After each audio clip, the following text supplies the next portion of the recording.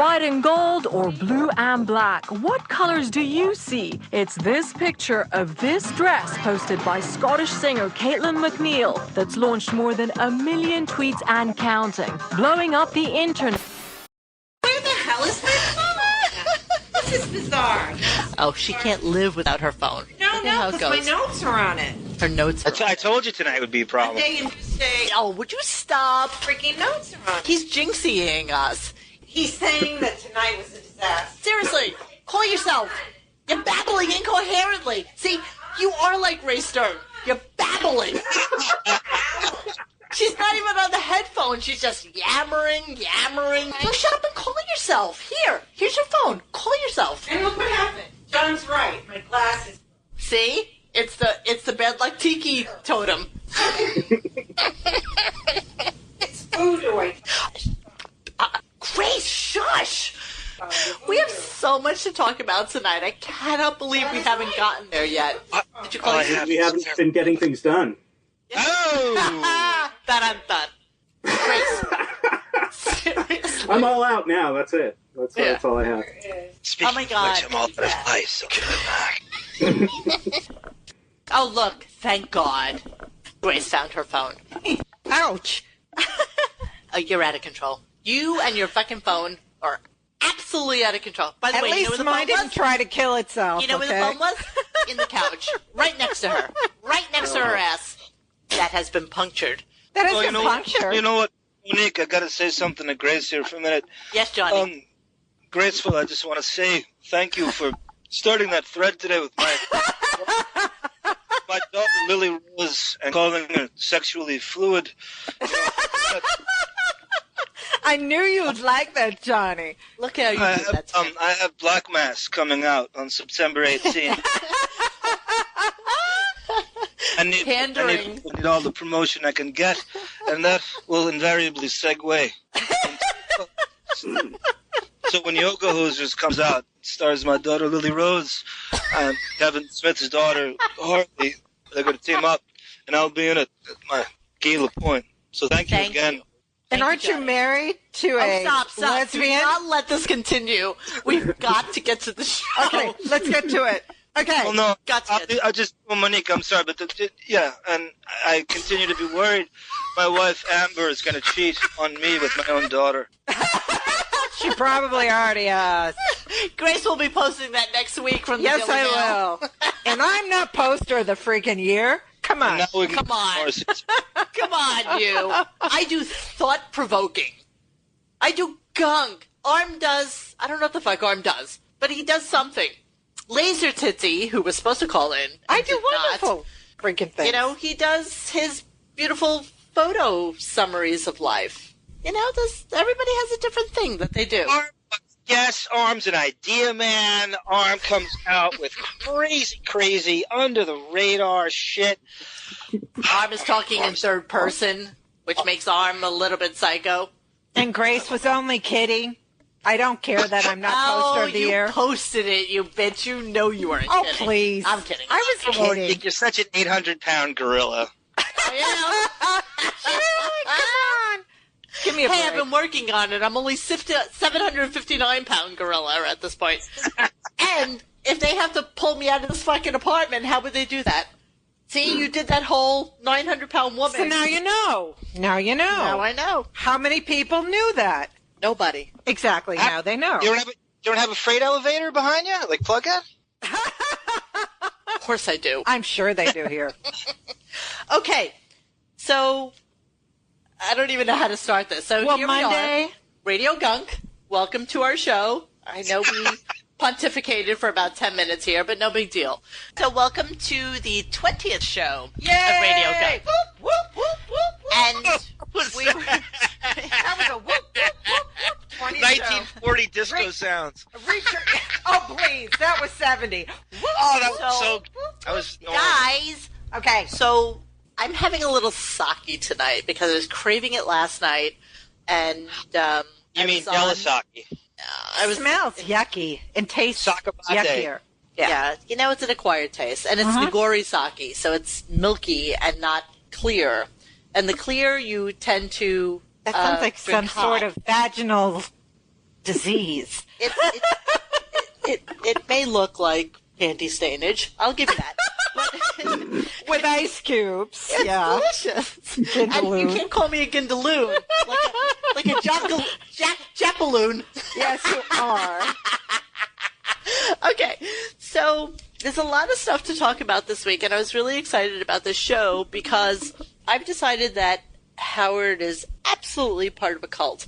And we have Chris on today, who has done a little research, and I literally spent the entire day doing research on this. Great stuff, Chris. Really. Yeah, so Thank you. we have a lot to go through, so there was a lot of shit to get to on Monday, and I have some clips I'm going to play today.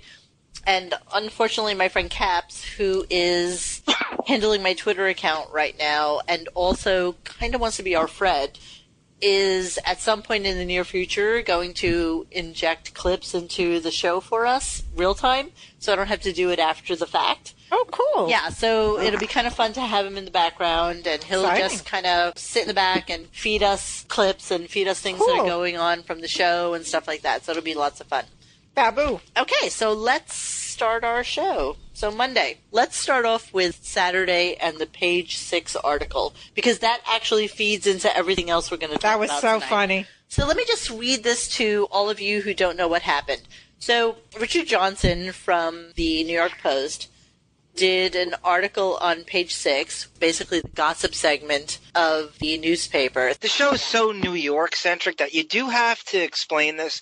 It's way too New Yorky. So Well, and also, conversely to that, Marion Garvey, who used to be an intern on Howard's show, does Benji's pretty intern. much what Richard Johnson does at the Daily News. And that's why you usually see hoof feet at some premiere or And the just largest pictured. photo.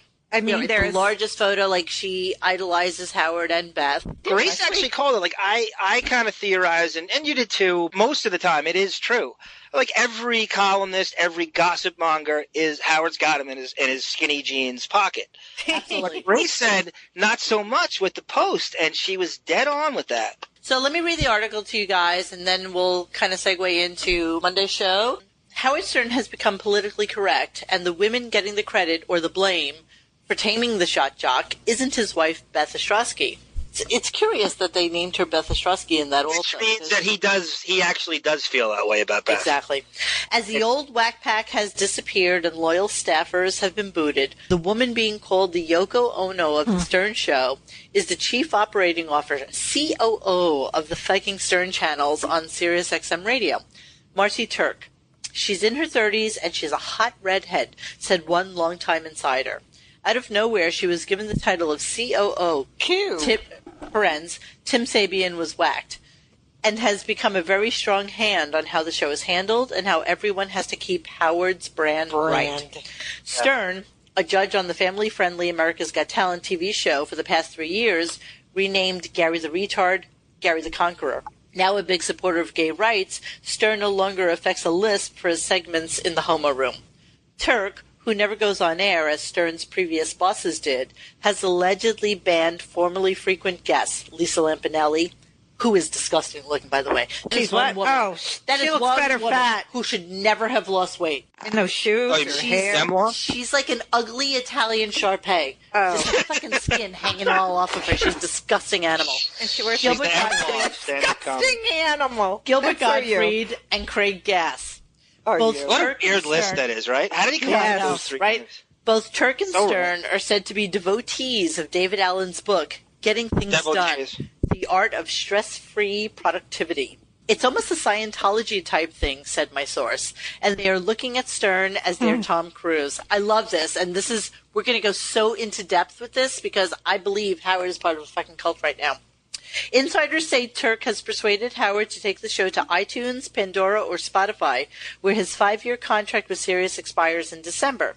If they can get 1 million subscribers, all paying $12 a month, Yeah, right. they're looking at $144 million a year, my insider said, with Howard pocketing $85 to $100 million after overhead.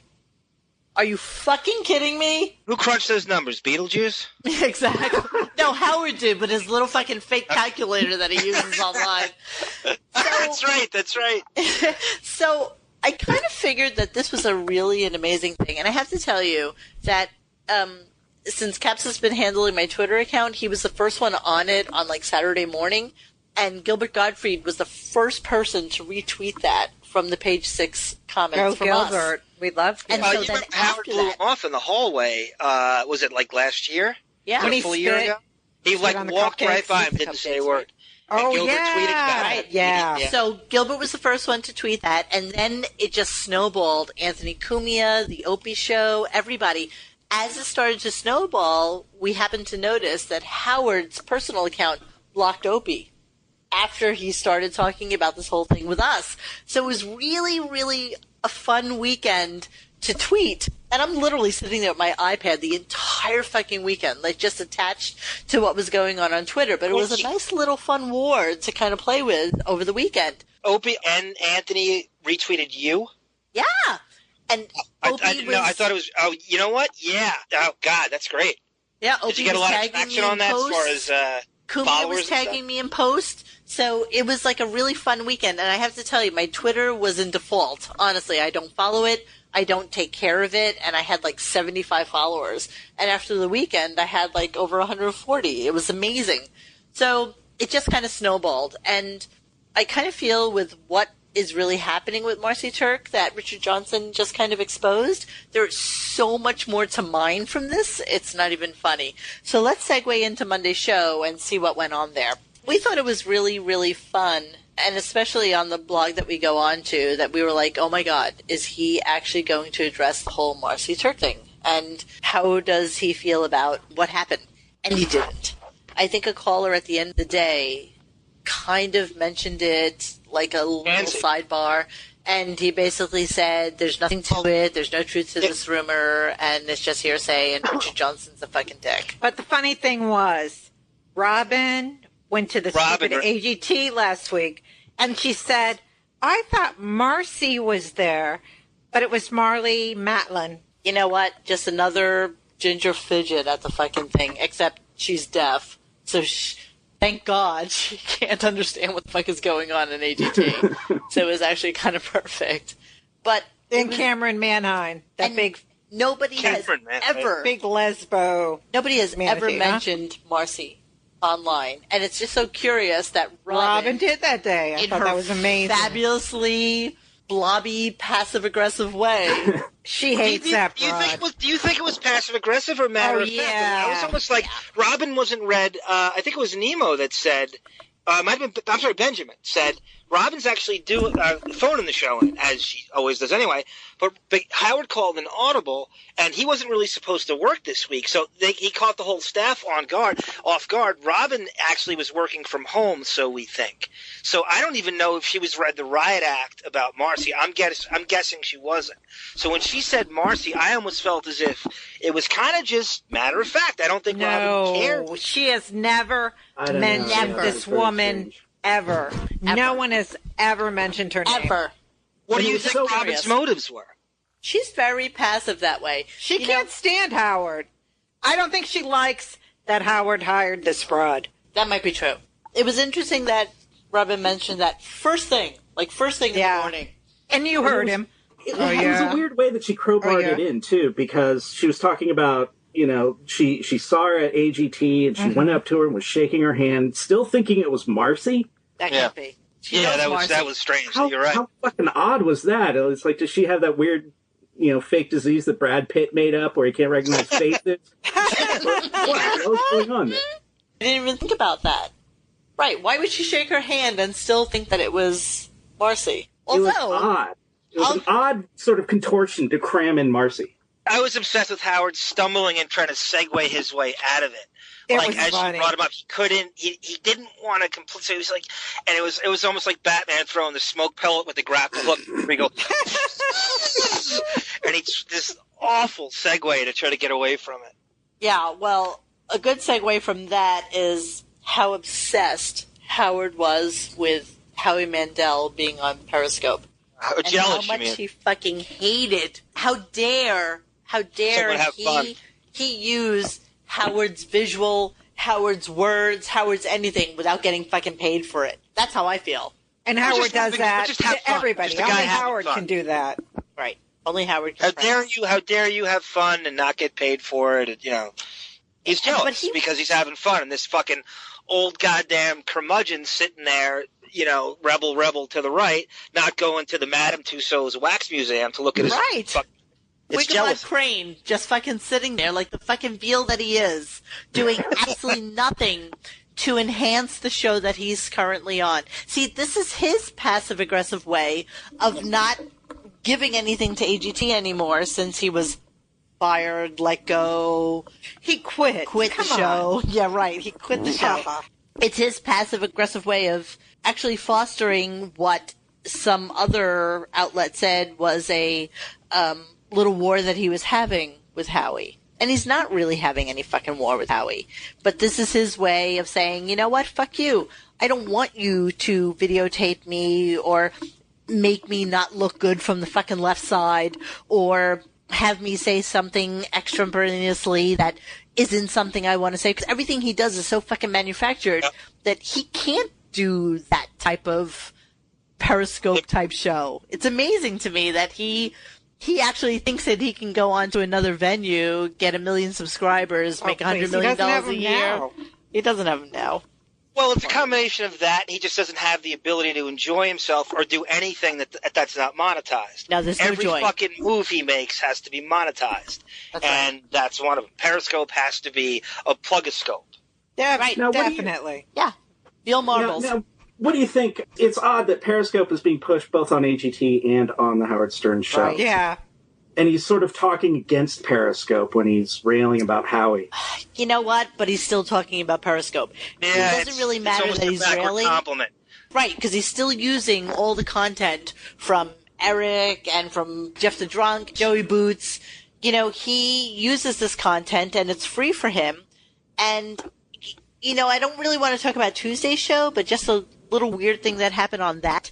He did this whole tirade about how he can't stand commercials when he's on YouTube, which he also thinks are podcasts because he's a fucking moron.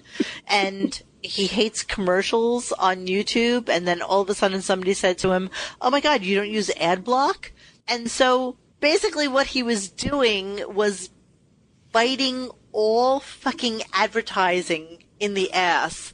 Monique, can we use ad block when we listen to his show for this so he can stop making live reads? Right. So we don't have to listen about Squatty Potty or Mama Mancini's meatballs?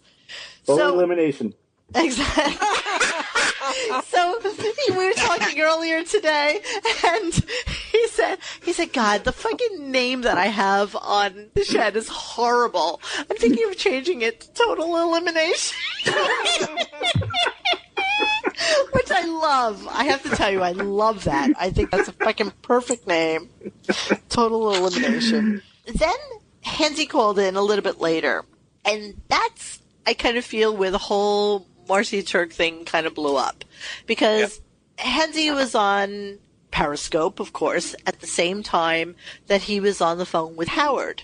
And Howard specifically and intentionally dumped Hansy's talking about Marci Turk. I'm going to play that for us right now because... Monique, I think the original feed got on, and then they edited out of all the replays.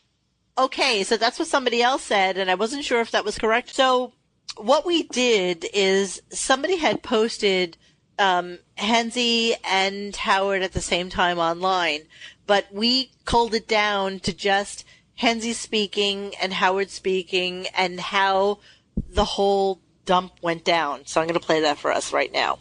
What's with your Periscope account, Hansy?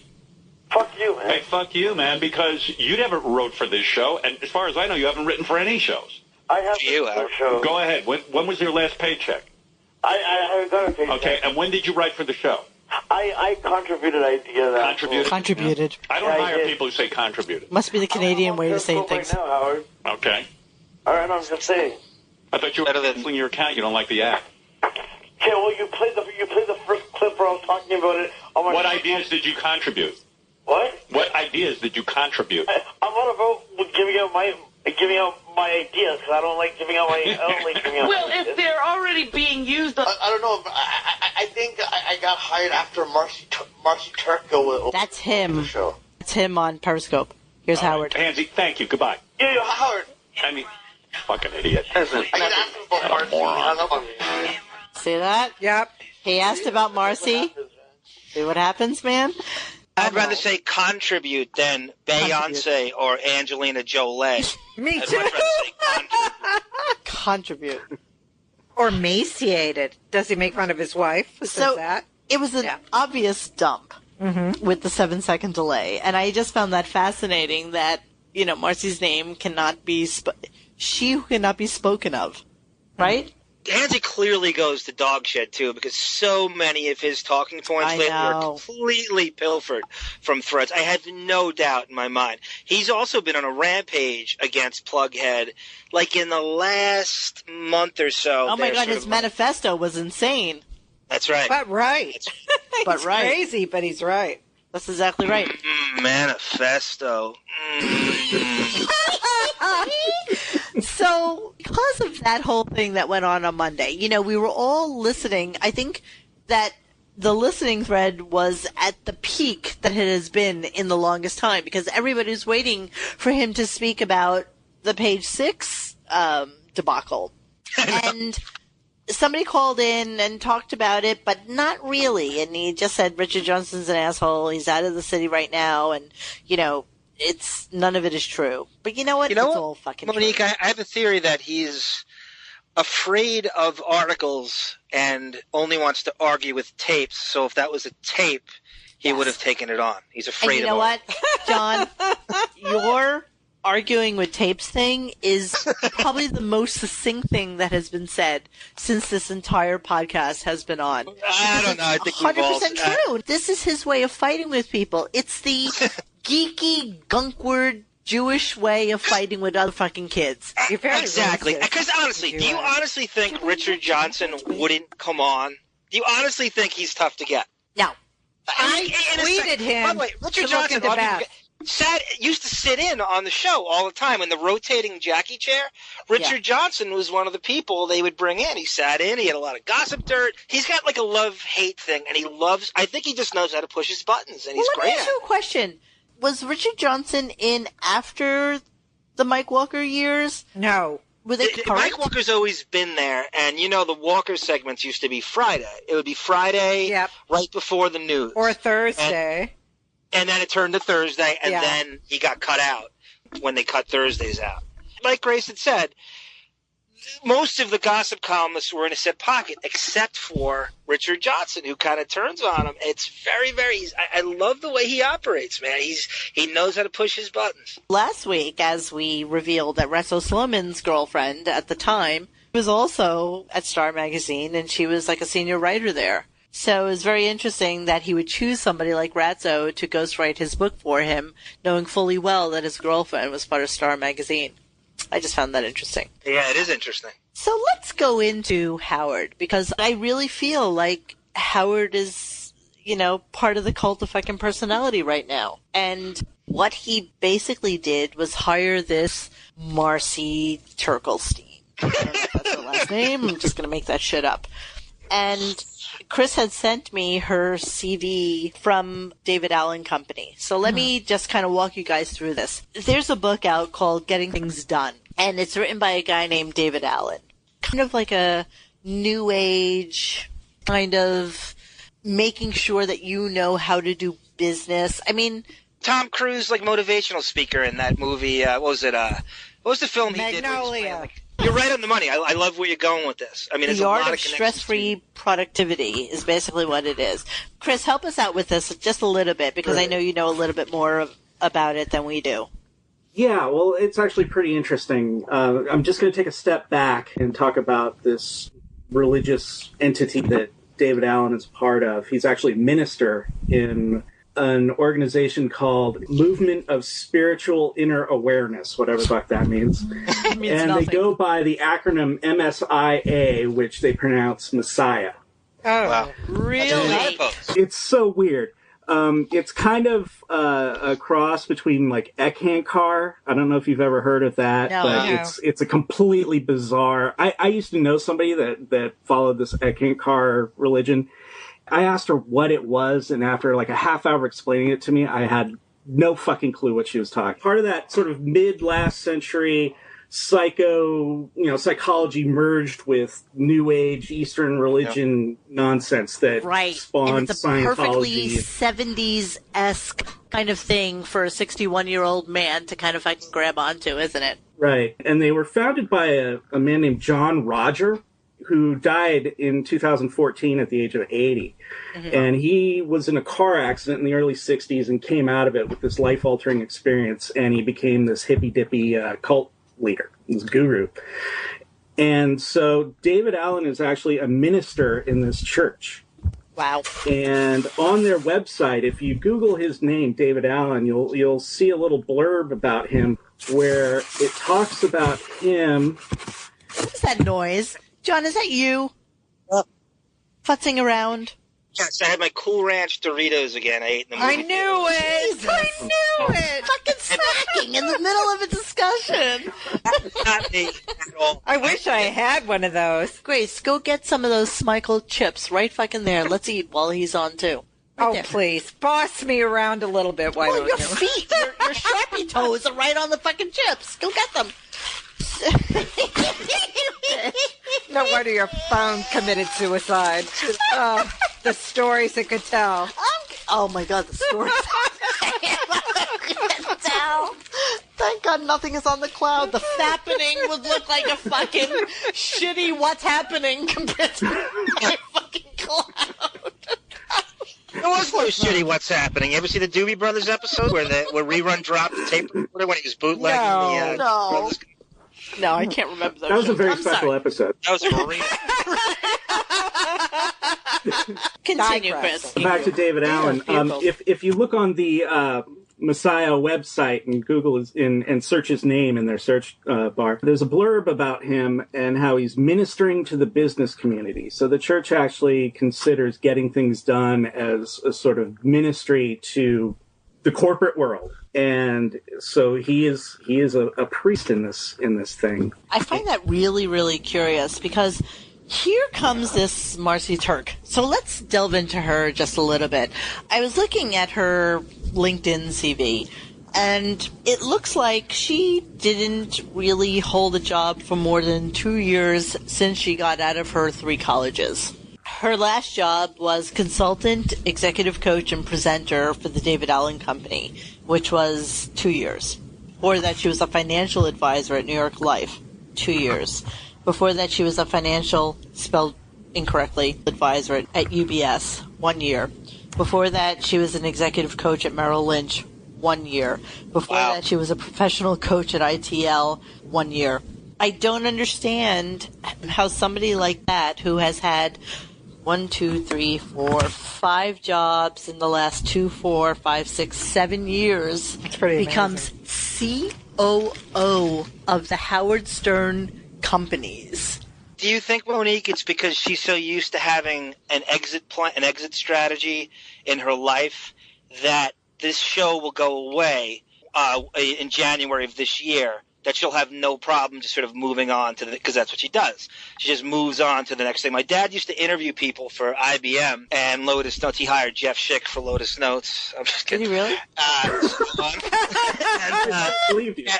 And he said that the first thing they looked for to disqualify were people like Marci, the people who have, 6 jobs in 3 years, and they're always looking for the BBD, no commitment, no foundation. You're always scheming. They're always looking to backstab you. They're always looking, and she's the first person, that flag on that resume, like you just said, worst of the worst. No, but honestly, who would hire that person? I wouldn't. Well, I mean, interview people all the fucking the next time. strategy. You're right.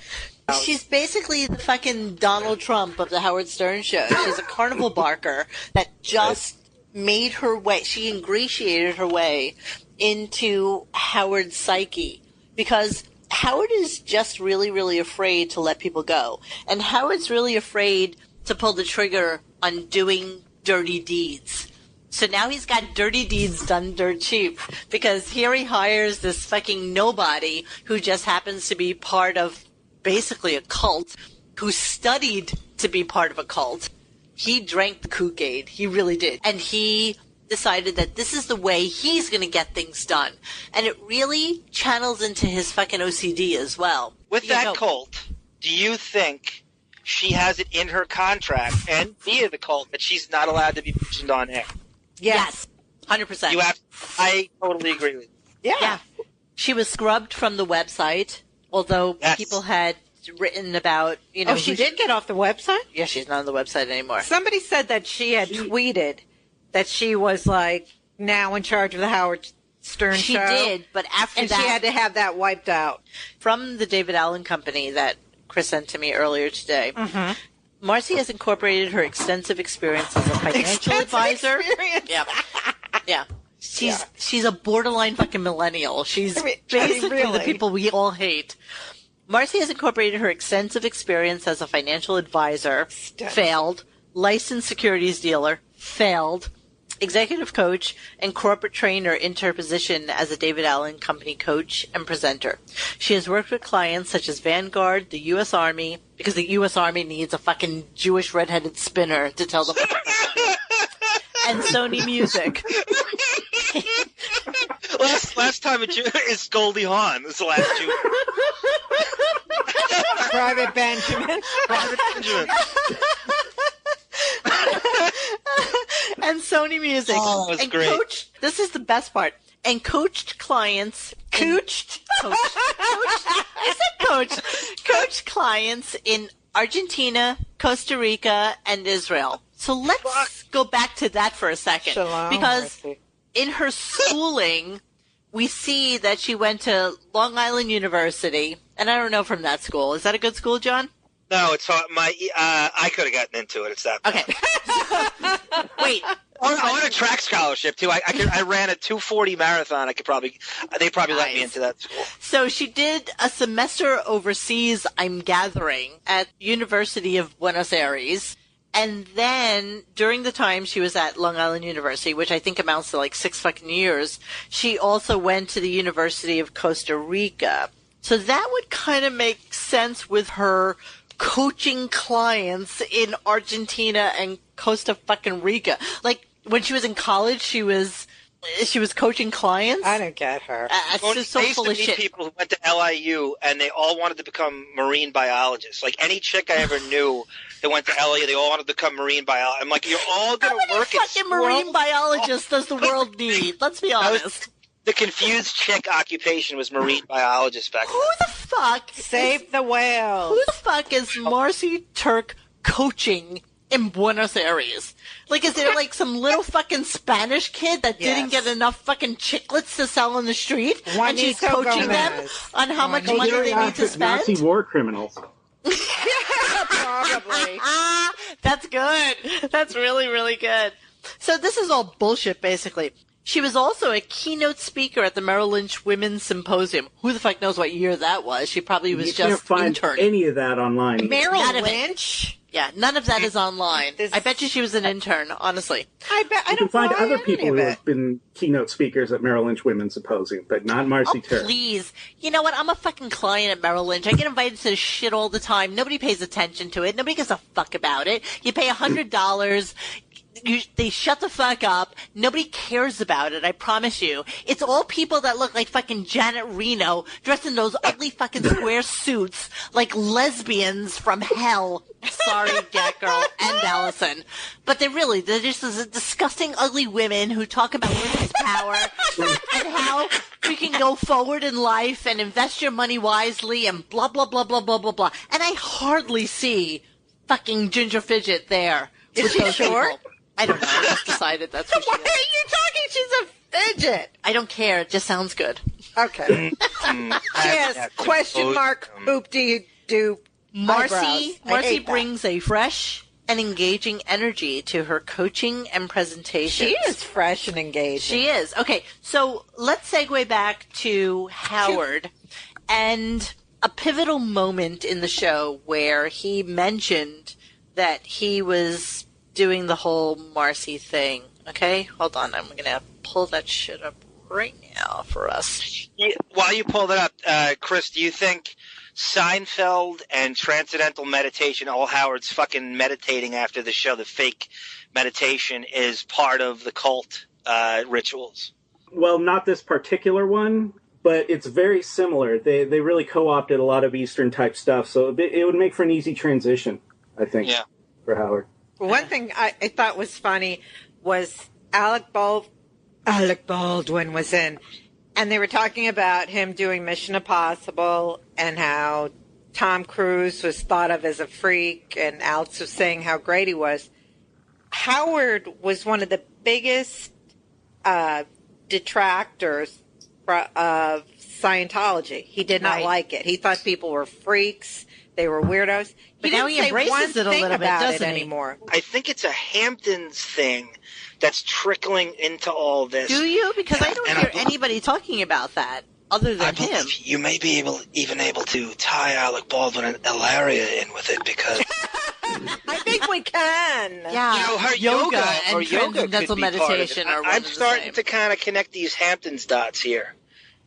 I don't know that there's a Hamptons connection to this. I kind of do not underestimate that bullshit out there. Do not underestimate it. What do you mean, out east? All right, wait. Just here. that whole fucking community and the circle jerk that goes on. Wait, I have the clip. I'm going to play it for you. The fucking pole match circle jerk. So Chris sent this to me earlier today. It's really fucking telling. Here we go. You know, I told you I'm working with somebody from GTD, getting things done. She said, don't you realize you're doing people a favor when you fire them? I go, how do you mean? And she said to me, if they're not functioning on their job and you hold on to them, then when you actually do leave or something happens, they're not prepared for any other job. Right. That you're actually coddling them. If somebody's bad at their job, now they're going to go to a job where they really get their balls busted. See? She said to me. That's right. So this is in 2012. So it was before she was actually hired onto the show.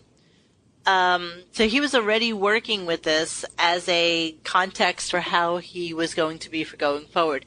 And what this clip comes from is, remember Benji was late all the fucking time? Yeah. He wasn't coming in on time. And he had told Fluff Lohi that he needed to rein this shit in. You need to take control of what's happening with the staff. And everybody's coming in late. And by the way, the whole, Ronnie's block party, everything that was going on, Sal doing stand-up, everything. Yeah. Well, Monique, let me ask you this. Do you think the whole Benji's late thing was a bit, or do you think that's real? I think Benji's a little fucked up, and I kind of have heard some things about Benji and about his extreme weight loss and what he's doing to get that fucking weight loss. Yes. And I think it's cocaine? I think that Benji has some issues off air that are not being aired. You notice he's really stepped away from the whole Spreecast thing. Yeah. He's stepped away from the whole Lisa thing. And I think there's a purposeful reason for that happening. Let's hope he has an embolism off that cocaine. I think that Benji just is an inherent fuck up. And again, we always go back to his sister and, what her relationship is with the show. And we need to really delve into that just a little bit more. But I almost want to dissect his sister like we're doing with Marci Turk, because I actually think there's a connection with the two of them. We delve into the believe me, I looked into everything you could possibly fucking imagine about Marci. And I feel like a girl that's in her mid-30s who is dynamic and a speaker and all this shit should be all over the fucking internet, but she's not. Exactly. That's the weirdest thing. Her whole career is based on networking, and you can't find her on the internet. No. And she's basically a walking LinkedIn page, and that's it. There's a lot of people like that. The only thing you can find on that LinkedIn is the only thing you could find on them is LinkedIn. Those people on the internet, like I've had friends who I tried to look up. When you first got cooking on the internet, you kind of knew what was what. And the only thing I could find on these people was LinkedIn. It's so cute. It's LinkedIn. Not LinkedIn. LinkedIn. It looks like, and I'm looking at the Lincoln portrait. LinkedIn. It's LinkedIn, baby. What the hell I don't know how to pronounce it. It's LinkedIn. That's a Long Island way of LinkedIn. It's the Long Island way of saying LinkedIn. It's like Grillo would say it, LinkedIn. He loved his top shelf Lega. So anyway, let's get back to Miss Non-Trina Turk. So he's a little bit upset about what's going on with his staff. And he's reading this, getting things done.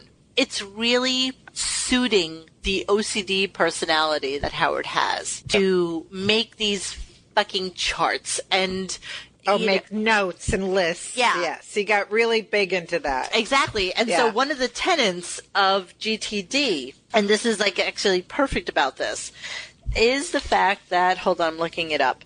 While you look it up, can I read what the Dame Bethman fan page wrote that's on his list? Yes, go for it. Number 1, badger the public for money to fund Beth's useless life. Right. Number 2, dinner with Ralph. Wieners up the ass again.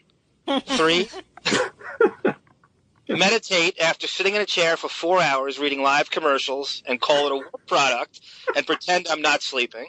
Number 5, fire off more emails to publishers to ghostwrite my new and revised autobiography. Remember, rejected letters mean new opportunities. And number 6, avoid Beth by texting her that I have a ton of meetings with Hollywood producers that want to make her a star. That's 100% right. We love Dame Bethman. Please come on here. I know you're listening. I know you are, you cyber sleuth. Caitlin Dame Beth sucks. Like, seriously, the fact that he won't come on with us is a sad thing.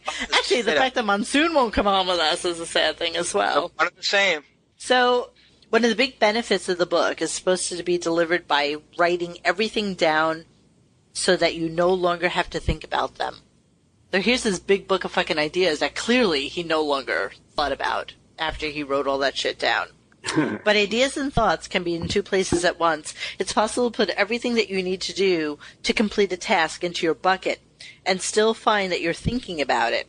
So you have to take advantage of thinking about what you have to do. It's all fucking word vomit. I hate people who read these books and do the things these people who wrote them said to do. This is the classic book that you buy, you get to page 10, you put a little fucking dog ear on it, and you put it into the Exactly. library. I just wouldn't even buy it. Never to be seen again. Clearly, Howard took it to heart. What a wimp. I can 100% guarantee that he reads Getting Things Done. He then calls David Allen. David Allen then sicks his ginger Jewess fidget hound dog, Korean Viper Hound, on Howard. She sells him a fucking bill of goods. Yeah. He bites. He drinks the fucking Kool-Aid, and he is sold. What a weakling, though. What a weakling. He's a fucking veal. How many times do we have to say that? He is a weak fucking veal. He could never fire a Baba Booey. He could never realize that the boy that he hired is not the man that he can fire. Like, he can't reconcile that job basically could be done by somebody bigger, better, faster, and fucking cheaper than Baba Boo could ever possibly do it. So he brings plus in he knows Marci. where the bowling balls are buried. Exactly. He knows where all the fucking bowling balls and marbles are buried. That's exactly right. So he brings this woman in to drop the dead weight, basically. Oh, Monique, that was great, by the way. What, baby?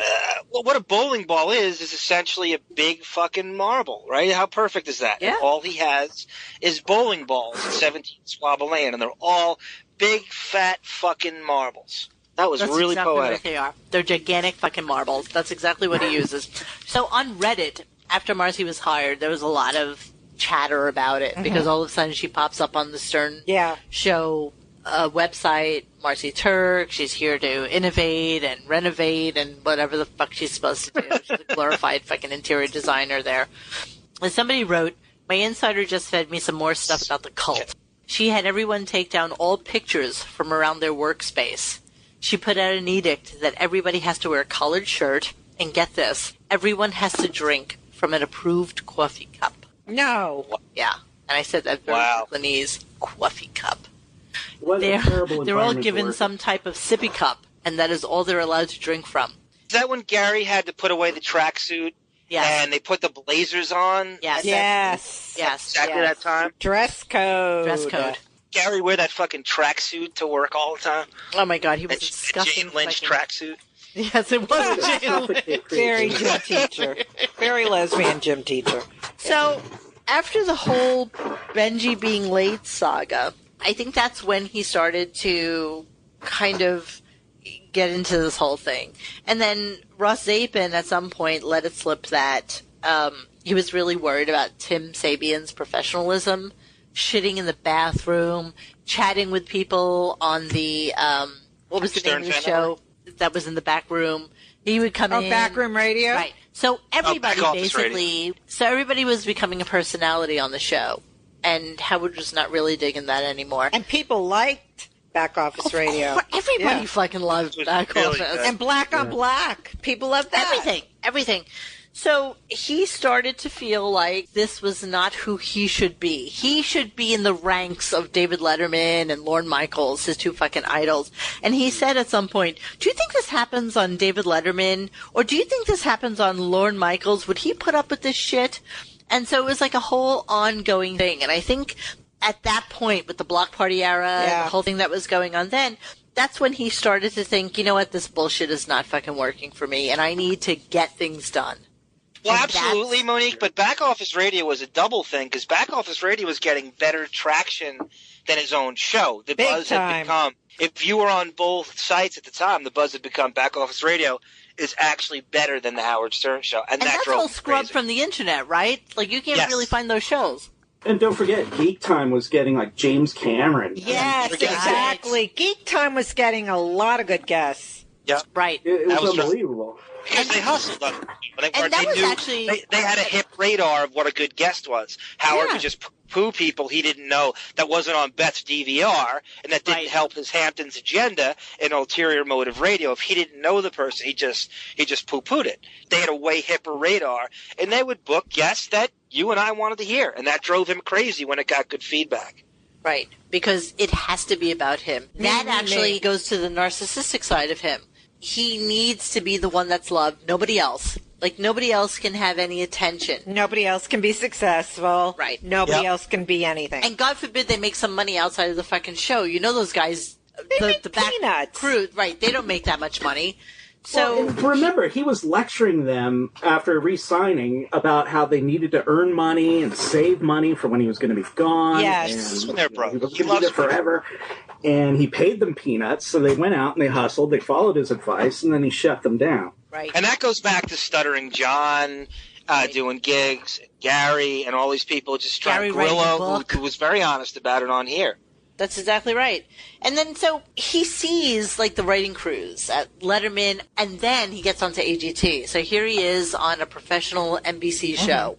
All of a sudden he's looking at what a real show runs like, and he's like, I need to be the guy who runs efficient. I need everybody to get in line. I need to pull everybody the fuck in and make them have this show as their priority, because we're losing sight of what the priority is. And the priority is and will always only be him. Right? And when you hire people that are fatter and uglier than you. Yes, exactly. That all reads into it. Yes. That all reads into it. You know, and then when the show started to really change was when Robin had the cancer and she wasn't in studio. And the big fucking, for lack of a better term, elephant in the room. Or not in the room. Yeah. The rhino not in the room was the fact that Robin was not in-house. And so they kept this lie perpetuated. It was awful. The only time it actually ever came to light was when a guest would come in and say, where's Robin? Where's Robin? Yeah. And then I guess he had Gary start saying to them, you know, don't say anything about the fact that fucking Robin's not in the room. Yeah. I mean, not that she's ever retarded. Yeah. She basically kills that whole it really fucking wasn't square. a big deal. Like, at this point, and I listened to it, I guess I listened to a ton of NBA radio. These guys are all doing it from remote locations now on Skype. If you just own it, if you're just honest about it. Exactly. What was the big deal? It wouldn't have because been. they didn't want to release. That's how it is now. And they were supposed to do all these. Remember in the beginning, they were supposed to do all these spontaneous shows on ISDN line. Hey, who knows? We'll be in the Hamptons and we'll just pop on and do a couple hours. That was it's all in the book. It's all in the book that he wrote down all his little fucking notes. According to getting things done, you can write it down, and that means it goes away. You don't have to think about it anymore, and that's exactly what he fucking did. He didn't have to think about it anymore. And that's why none of that came And getting to things fruition. done, one of the other main tenets is that if something takes longer than 2 minutes to complete, you delegate it. Really? Yeah. Oh, I didn't know that. Yeah. That's very interesting. The whole thing is this really fixed, rigid, getting work done is a problem, and the fix is rigid categorization and disposal as soon as possible. And that's how he handles the show now, and it shows. And the reality is, it's kind of like a self-imposed censorship now. He's decided that this is who he needs to be. He's now getting A-listers in to talk to him. He is now known as the man who does the great fucking interview. But what he doesn't see in his hubris, that we love to use that word, what he doesn't see in this... Love that laugh, Chris. Is that I know, I love his laugh. Chris has a great fucking laugh. What he doesn't see is that he's losing sight of who his customer really is. It's not all these fucking Hollywood bullshit Aniston Thoreau people. It's us. Well, maybe not me. Not but me it's either. us. And it's not people who read that stupid book. Right. Come on. But it's us. Yeah. For the lack of a better term, it's us. It reminds me a lot of, like when there's like a music band that you like, and then the lead singer gets a big head and leaves it, and it's completely different, and it sucks. It's like they don't understand what the appeal is. They have no fucking clue what it is about them that people are latching on to. And I think Howard's somehow has the same thing going on. It's like he doesn't understand what made his show good anymore. No, He's been more out of touch than Hall & Oates since probably the K-Rock days. Right. And that slipped into how he books guests, and his whole radar is completely senility, and when you're that self-possessed, you have no empathy for what anybody else cares about. And like I said last time, the irony is they're paying for that now. So they're paying for your self-absorption. And you have to be the biggest schmuck on the planet to go along with that game plan. Yeah, well, shame on us. I mean, the only reason I still have it is because I got I'm saying me, Monique. I'm saying shame on me for going along with it as long as I did for whatever that was. I'm talking serious. 2006 to 2009. When did he move? He moved there in 2006? Yeah. 2006, January of 2006. I think I started again about 8 I or 9. couldn't wait to hear him on free and uncensored. No, I didn't follow. It made me happy. It was just the F word and George Takei. That was really the only difference. Well, okay, let's talk about that. Let's talk about introducing George Takei as somebody anybody gives a fucking rat's ass about. Well, that gave him the cock portal. Basically, right. Here he is, an ARP member. Are you saying that George was sort of his glory hole? Well, it's always delightful to hear you, Christian. That's his internment hole. Basically. Oh, line of the night. Just on crack. Yeah, why the fuck would anybody care about George Takei? Of all people, you're losing fucking Artie eventually, but George Takei seems to be able to linger like a fucking Japanese nuclear power plant gas explosion. But when's the last time he was on? He was just on. Was he really? Yeah, a couple of He's months actually ago. not on as much anymore. And oddly, he moved to New York with AGT, and I think that was part of it. But you're right, he's not on that much anymore. I think the 2-day week, the 2.5-day week thing, he was one of the things that really got downsized. He did, but also, I think to George's probably argument on this, is that he's been working really hard towards the end of having his Broadway show come online. And I just saw the billboards, actually, in front of the theater with Leah Salonga, whatever the fuck her name is. Oh, that chick. The only Asian chick in all of fucking Broadway. Yeah. Of course she's going to be in George's show. Miss Saigon. Miss Saigon, of course. And so that's just up now, and I guess it's debuting like in November or something like that. So he has a theater, and he's going with it, and I think he's really, really busy with that whole thing. I'm sure he's but he's a fame whore also. And he actually knows that Howard is the reason that he even has any sort of modicum of success right now. Well, yeah, too. I mean, true. At the time, like, besides Trekkies, it's like, how could anybody be so interested in me at this time? Takei had to be wondering that because there was nothing going on. I mean, he was, and he does acknowledge that. He does acknowledge it, and he turned out to be like a very charismatic guy, and he probably is amongst the audience. But that was, that's him. And he's nothing like Howard. And I'm surprised he doesn't have some secret disdain for him. I think he does. I think you're right. I think everybody has disdain. Yeah, I agree with you. His feet, though. Whoa. Somebody's got to come out and write a tell-all. Who do you guys think is the prime guy to do that? They've got those confidentiality agreements there. Who revealed that to us, that they have NDAs? He said he signed something at the end? Yes, Grillo. But he didn't read it, which is classic fucking so Grillo. I wonder how Beth feels about Marci. I bet she doesn't like her. I wonder about that, because I was listening to the birthday show, and at that point he actually thanked Marci as well. And I do want to play that also. I'm very fucking clippy tonight. How tied into Beth's brand do you think Marci is? I don't think at all. How tied into Buckwall do you think she is? Big time. Yeah, I do too. I'm just trying to figure out but where. Not with Beth. All right, here we go. Here's the Marci Turk birthday tribute. Marci Turk, you are an inspiration to me every single day. You changed my life. Thank you. The fans don't know you, but I'll tell you this, fans. If you love the Howard Stern Show, you love this woman, Marci Turk. You worked your ass off. Thank you for that. Fuck you. Fuck you. It's cult speak. Inspiration. Come on. Yeah. And by the way, the look on Beefus's face when Did you see it? That's a fucking Marci Turk is priceless. Well, she always has a fucking puss face. Exactly. Pussy puss face. She's just plus it's about her. She has no other look. She has no other look. That's after 15 dress changes and really how Right. absurd. How absurd. And the kittens amongst the Louboutins. There is kind of a funny thing that I did find. It's so hard to find anything actually written by Marci Turk online, but I managed to find some messages that she posted. She even has obnoxious eating rules like Howard, so they're simpatico. Right. She has breakfast at 6:30, a morning snack at 8:30 and 10:30, lunch at 12:30, afternoon tea at 2:30 and 4:30, and dinner at 6:30. Afternoon lemon and water. There's no fluff, love, flow, high, fucking crumbs cupcakes in her life.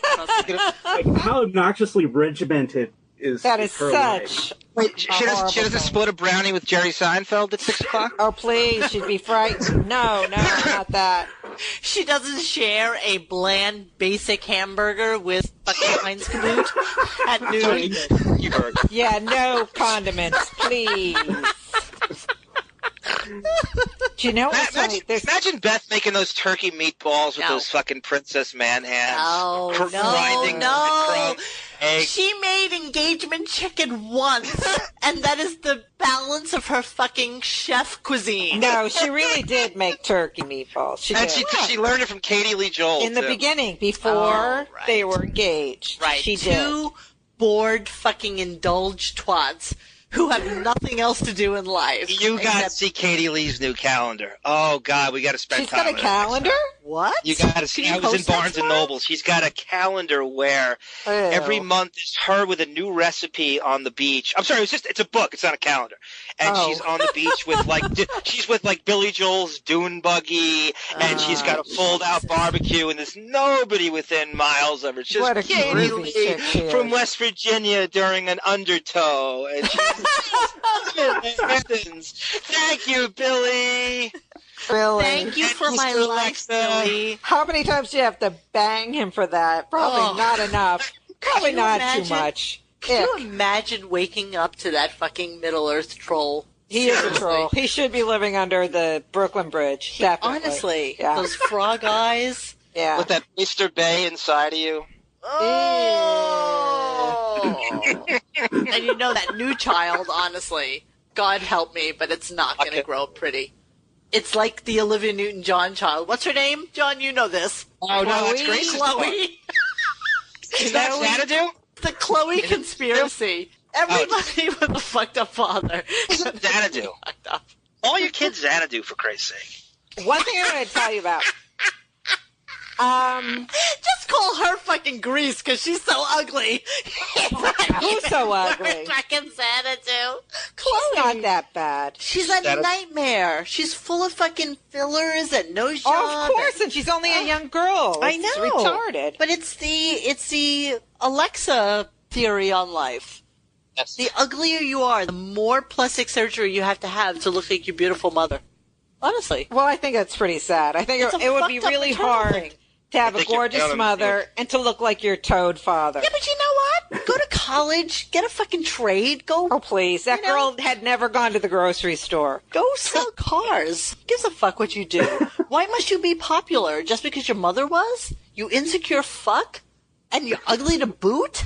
Yeah, but look at Billy Joel. He learned stickball as a form of education in keeping the faith. I can't unsee Chloe fucking Newton-John. I don't want her in my consciousness. How about Lena Dunham? She's cuter. Why doesn't she wash her hair? Her hair is so short. Seriously. It takes 2 seconds to wash her hair and dry it. If I went to the Italian deli and I said, can I have a 2-pound ball of wet mozzarella cheese? And then I took a magic marker and I drew fucking scribbles all over it.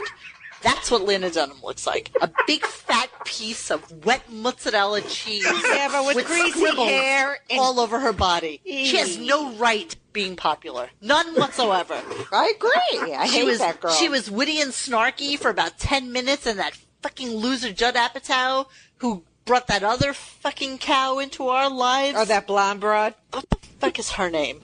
I hate her too. The one with the big chin? Big chin. Amy. Chubby cheeks. Amy Schumer. Chuck Schumer's. Yeah. I don't need them in my consciousness. Well, and Lena, say another word about fucking Detroit. I heard stupid, overrated cunt. You hipster cunt. Oh. Who? Detroit. Lena Dunham? What was the comment Lena Dunham made when he came back to Detroit?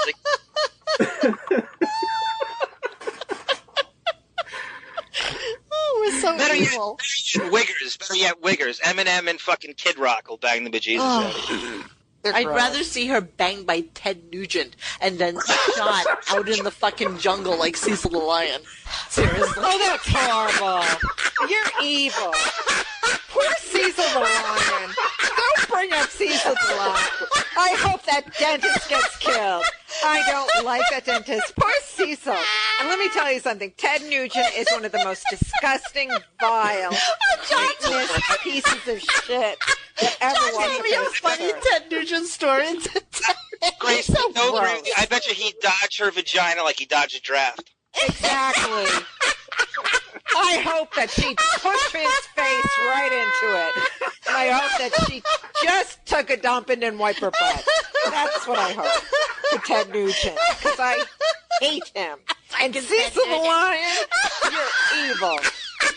I love that Gunket laugh. That is... Oh. Meow, meow, meow. That's her. That's not me. That's our mascot.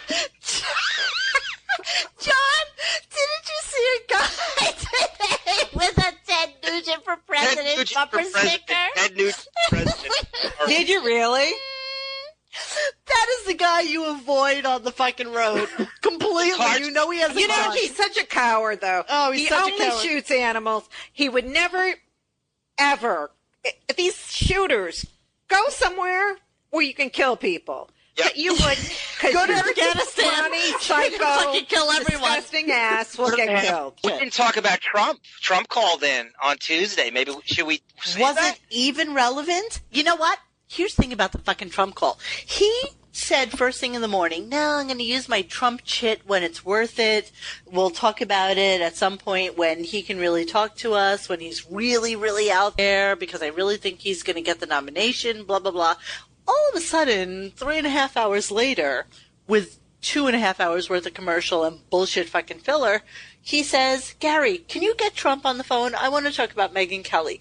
And I am positive that he was looking for a soundbite for Trump to say something else additional fucked up about Megyn Kelly.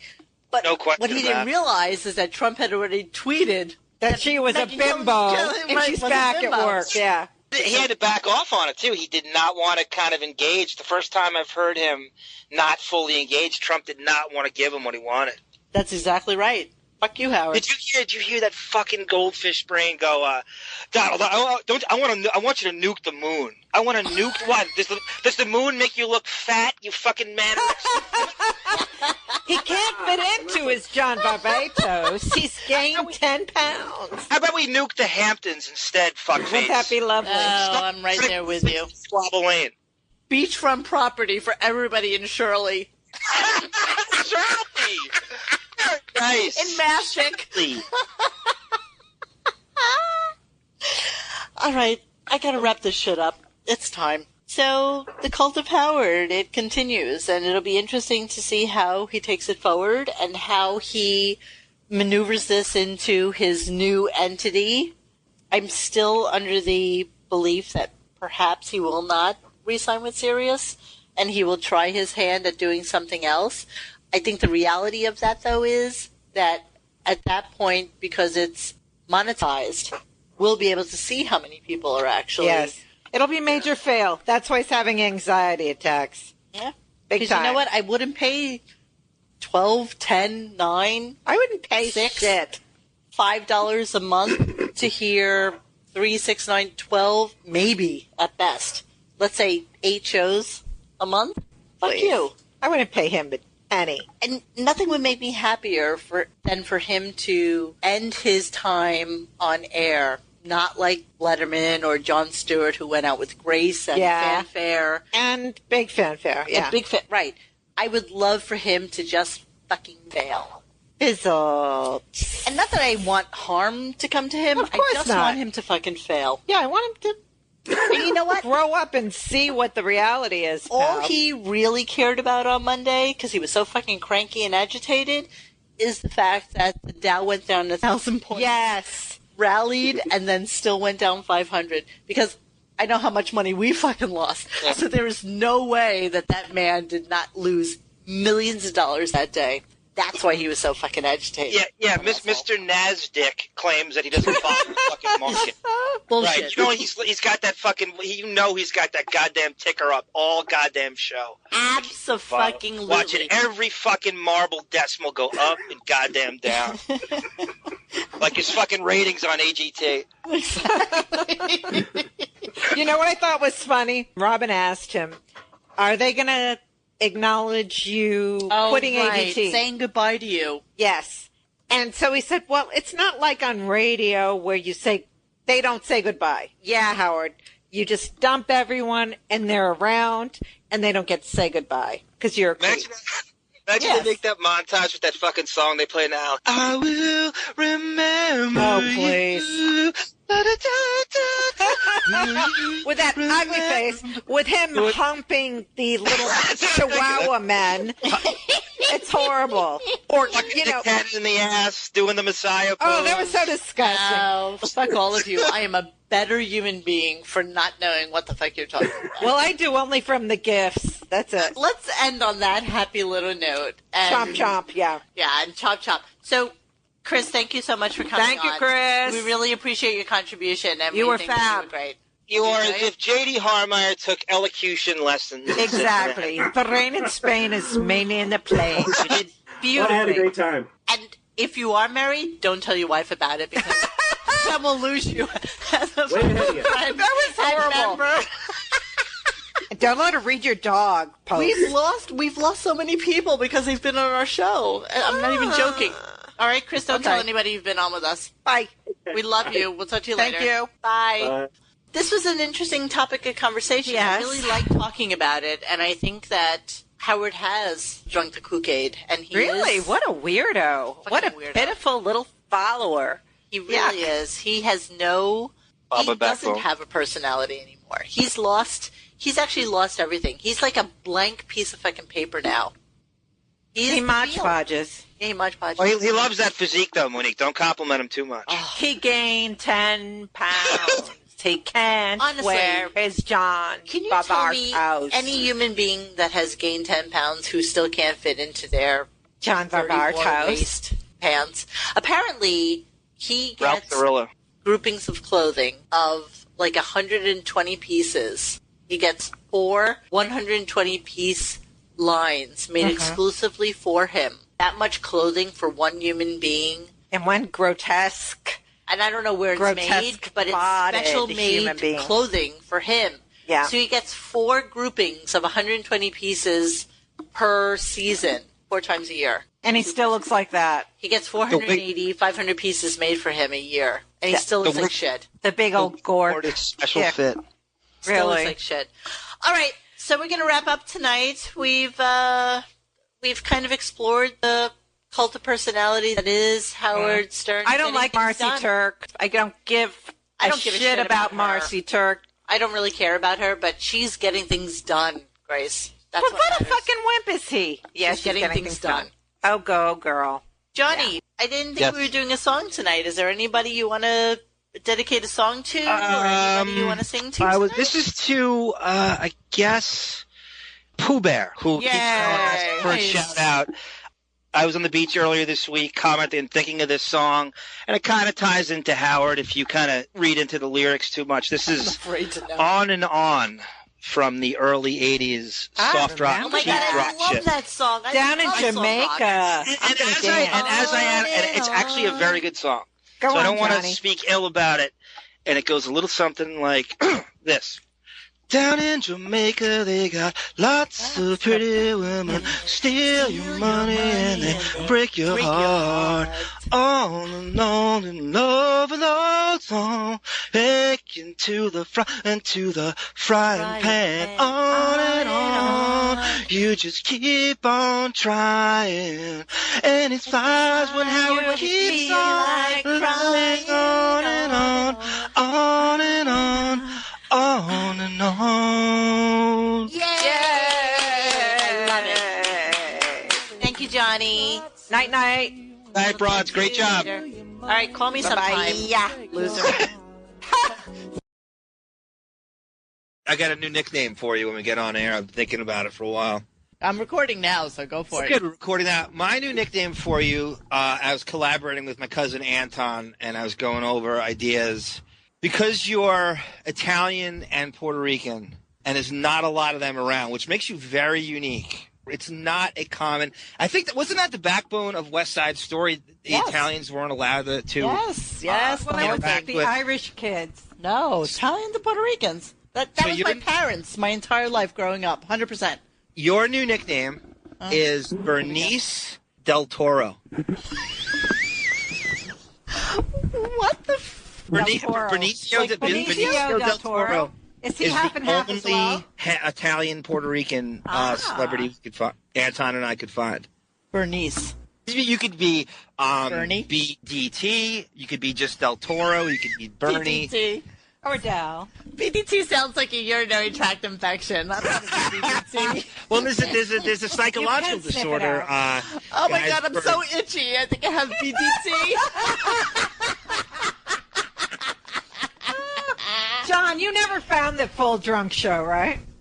I'm still looking for it. It is so funny. That's when you went into that humongous Matt Dillon story. Who's the chick who banged him? That's a real story. The name was a riot. A friend was dating Matt Dillon, and she broke up with him, and she was dating a friend of mine who was in a band. And Matt Dillon, I guess, got stood up by someone and decided that he was going to call her again, and she wasn't having it. And he just kept calling her answer machine over and over again. And it was the most arrogant fucking douchebag. She saved his messages, and he's on there going, "Oh, Shira, it's fucking Matt. You know what? I decided I'm just going to give this thing a go again." Shira? Yeah, Shira. It was a really fun. We were dying. Whatever the thing was, it was the funniest thing.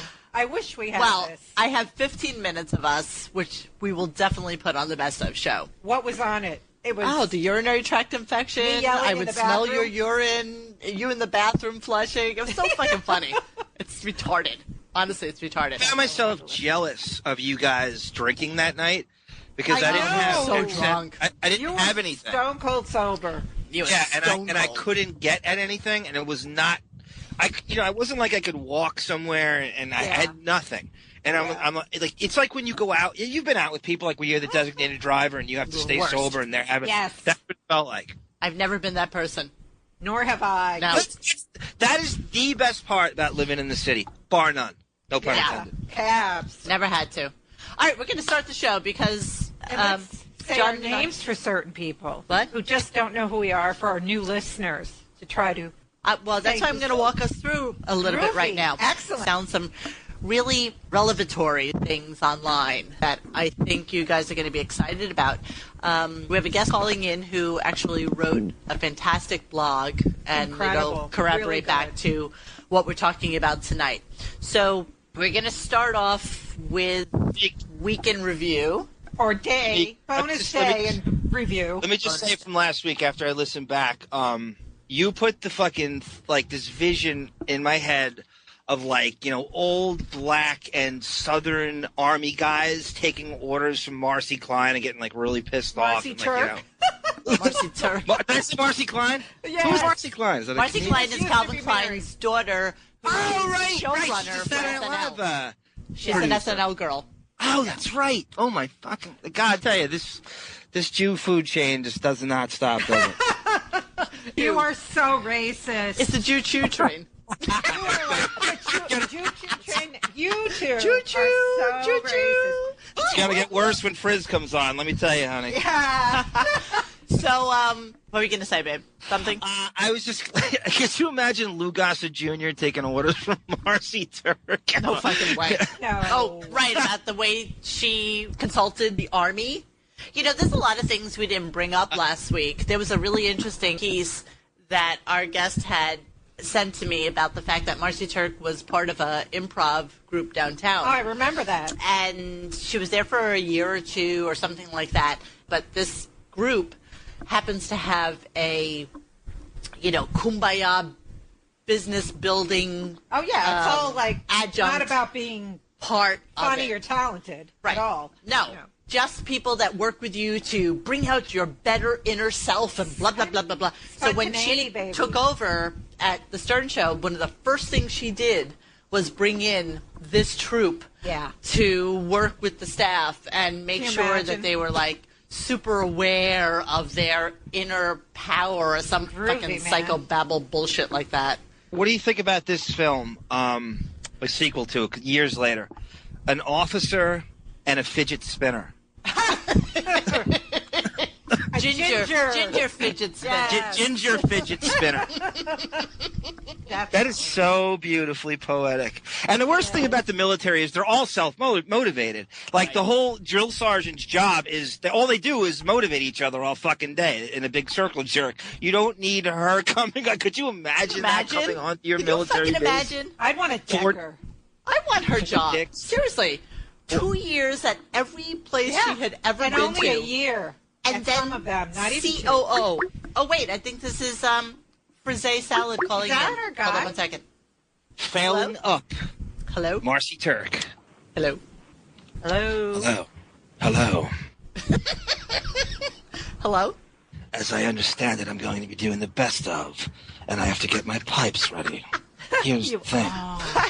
Michael, is that you? Yes, this is. I didn't realize you were speaking. We're right in the middle of just bullshitting, so don't mind us. Loved your piece, Michael. That was great. Thank you very much. I'm glad you enjoyed it. It was fast. Michael, this is Arm. I second. I actually commented in your blog. I could jerk off to that. And when you, it was that good. The next piece you write, that's as salacious as this, we're going to wait another 5 years to have you on again. You wrote that in 2010, right? And Monique just excavated it now? Yes, I did. My pieces age like a fine wine. It's more applicable today than ever. Yes. We've done 3 gunks that touched on so many bullet points you have in that. It was unbelievably written and chronicled. It reminded me of our own Benjamin, for crying out loud. Yes, yeah, very much perfect. so. All right, so Michael, we're going to do a little bit of a week in review and then call you back in. So let's start with our Monday. How about your names? What? I'm Ray Stern. Which one is Miss Sky? And who's the other broad? I'm Ray. So just call me Ray, baby. Grace, can you tell me who played Sylvester's mom in It's a Madman World? My favorite movie. It was Ethel Merman. Okay. That was who someone had compared you to, and I thought you'd love that. Sylvester! Somebody compared me to Ethel Merman? It might have been Ronnie the Claw. It might have been Ronnie the Claw. I love him. Who is really like you. No, I love you, super Ronnie. fan. Well, while we're at it, before we actually even get into the show, I thought I'd read a little hate mail from I love the it. website. I think it's great. Yeah, it's great. Because you weren't the brunt of his ire. Well, he's taken me on as well. Well, we are all shrapnel in the world of Bob a Bowie 420. And he quite possibly couldn't have been meaner if he tried, to be honest with you. Really? Yeah, he was just irate. He had a lot of problems with the show and a lot of problems with me in particular. Let me read a little bit of the hate too, because it's really... I'd love to... Ethel and Ray would love to hear it. Go on. This is to me. Yeah. I never pictured you to be fat and old because you ridicule Robin an awful lot. I really thought you would be good-looking because of the Beth hate you dish out. Not that I think she's hot, but come on, girls. If she's a 5, you must be in the male category. Okay? What's that mean? It means I'm a guy, basically. Oh. Beth is a 5. I'm a guy. On to the podcast. I listened as my ears deteriorate minute by minute to the sounds of cackling old women. One whom I've already mentioned. I must say she also kind of has the voice of a train something operator. The other sounds like Howard's mother. Typical old Jew nasally voice with a cackle worse than Monique's. Oh, my. I know. He loves us. Then we have Arm. No one is spared in this. Then we have Arm, who was the only one I could stand. He's still okay, but his ever-multiplying references from the abyss are kind of starting to grate a little. Yeah. Now, on to the actual content. Even though you have been doing these podcasts for a considerable amount of time, nothing has changed. You still talk more about yourselves than you do the actual topic. Honestly, listen back. You hardly talk about the many feuds of Howard Stern. Instead, you proceed to talk about your toes and other bullshit about your own lives. I love our toes. Me too. Very boring and uneventful, which is fine if you want to do that, but don't call it a Howard Stern podcast. When you weren't talking about your toes, you insulted the black guest you had on, which is fine. It was a joke. But then proceeded to go on, and it's okay to call you an old Jew. But let's go back to us making fun of the black guy. But I'm not Jewish and I'm not old. No, but he called you an old Jew. But that's okay to say. Yeah. But not talking about the black guy. Make fun of anyone. And I'm going to move on from that because I already addressed that in the podcast as well as on the website. Yes. But okay. Now on to your celebrity guests. Chauncey has a real talent, not at all full of shit, and such a good sport. The way he's still moaning and crying about losing his job contest on the Stern Show. What a magnificent treat it was to hear Grillo, the guy who microwaved Howard's potato in the morning. The A-listers keep rolling in RadioGunk. Can't believe you forgot to ask how long he microwaved it for and what would have been groundbreaking entertainment. Then we have Stuttering John and Bob Levy. I kind of like them because it's obvious they used you and weren't really that interested and didn't reveal anything either. And John uses the dog shed for promotions. So on and on he goes. And ends with this. Thank you for your time. Loving the podcast. Explain that to me, please. He is a masochist. He cannot afford to be beaten by women and led around with a collar and a leash, so he listens to us. That is his pain. Well, you know, as Cap said the other day, he's like, yay, we have our first superfan. And I'm fine with whatever you want to say on my website or wherever you want to say things. I don't care. And we know who we are. We know we're not fat Jews. Please. And it doesn't matter. You know what? And we're not old either. That's actually a celebrity, an actual celebrity, Grace. There's a guy named Fat Jew. So we're not. But so what? Because an ugly old man like Howard Stern is allowed to pick on everybody in the fucking universe because he's so beautiful. Oh, he's so gorgeous. I guess you have to be hunky. I guess you have to be better looking than the person you're talking about in order for you to talk about them. That's his theory on things. Well, we're cuter than Robin. We're cuter than Howard. We're cuter than a lot of people. I'm marginally lighter than Robin at this point in time. You are very, just saying. I am very fucking tan. Let's talk about our toes. This one's for you, Robert. No, sir. I got nothing to say about my toes. I'm not even well pedicured this time. May I just add? Yes. Go. Here's the thing.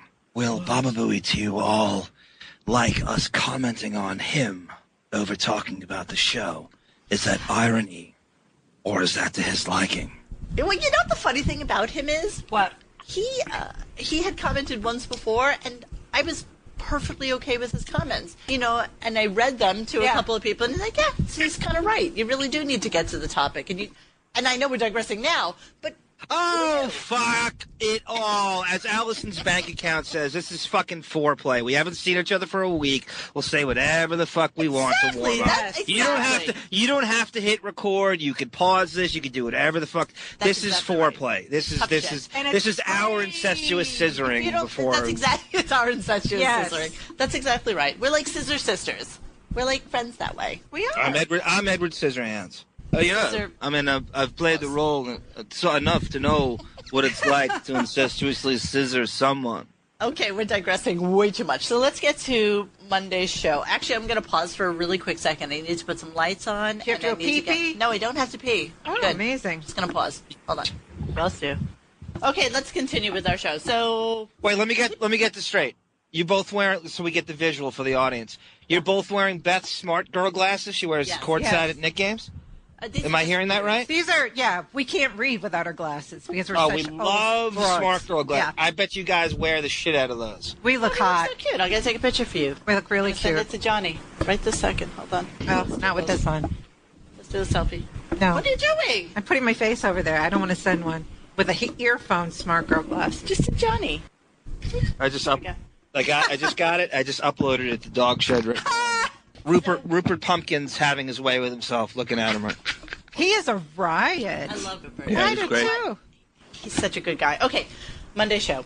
So he did this extra bonus show, and my theory on it was because he probably found out about the Aniston wedding probably like 2 weeks before it was happening and decided there was no way he was missing that fucking show.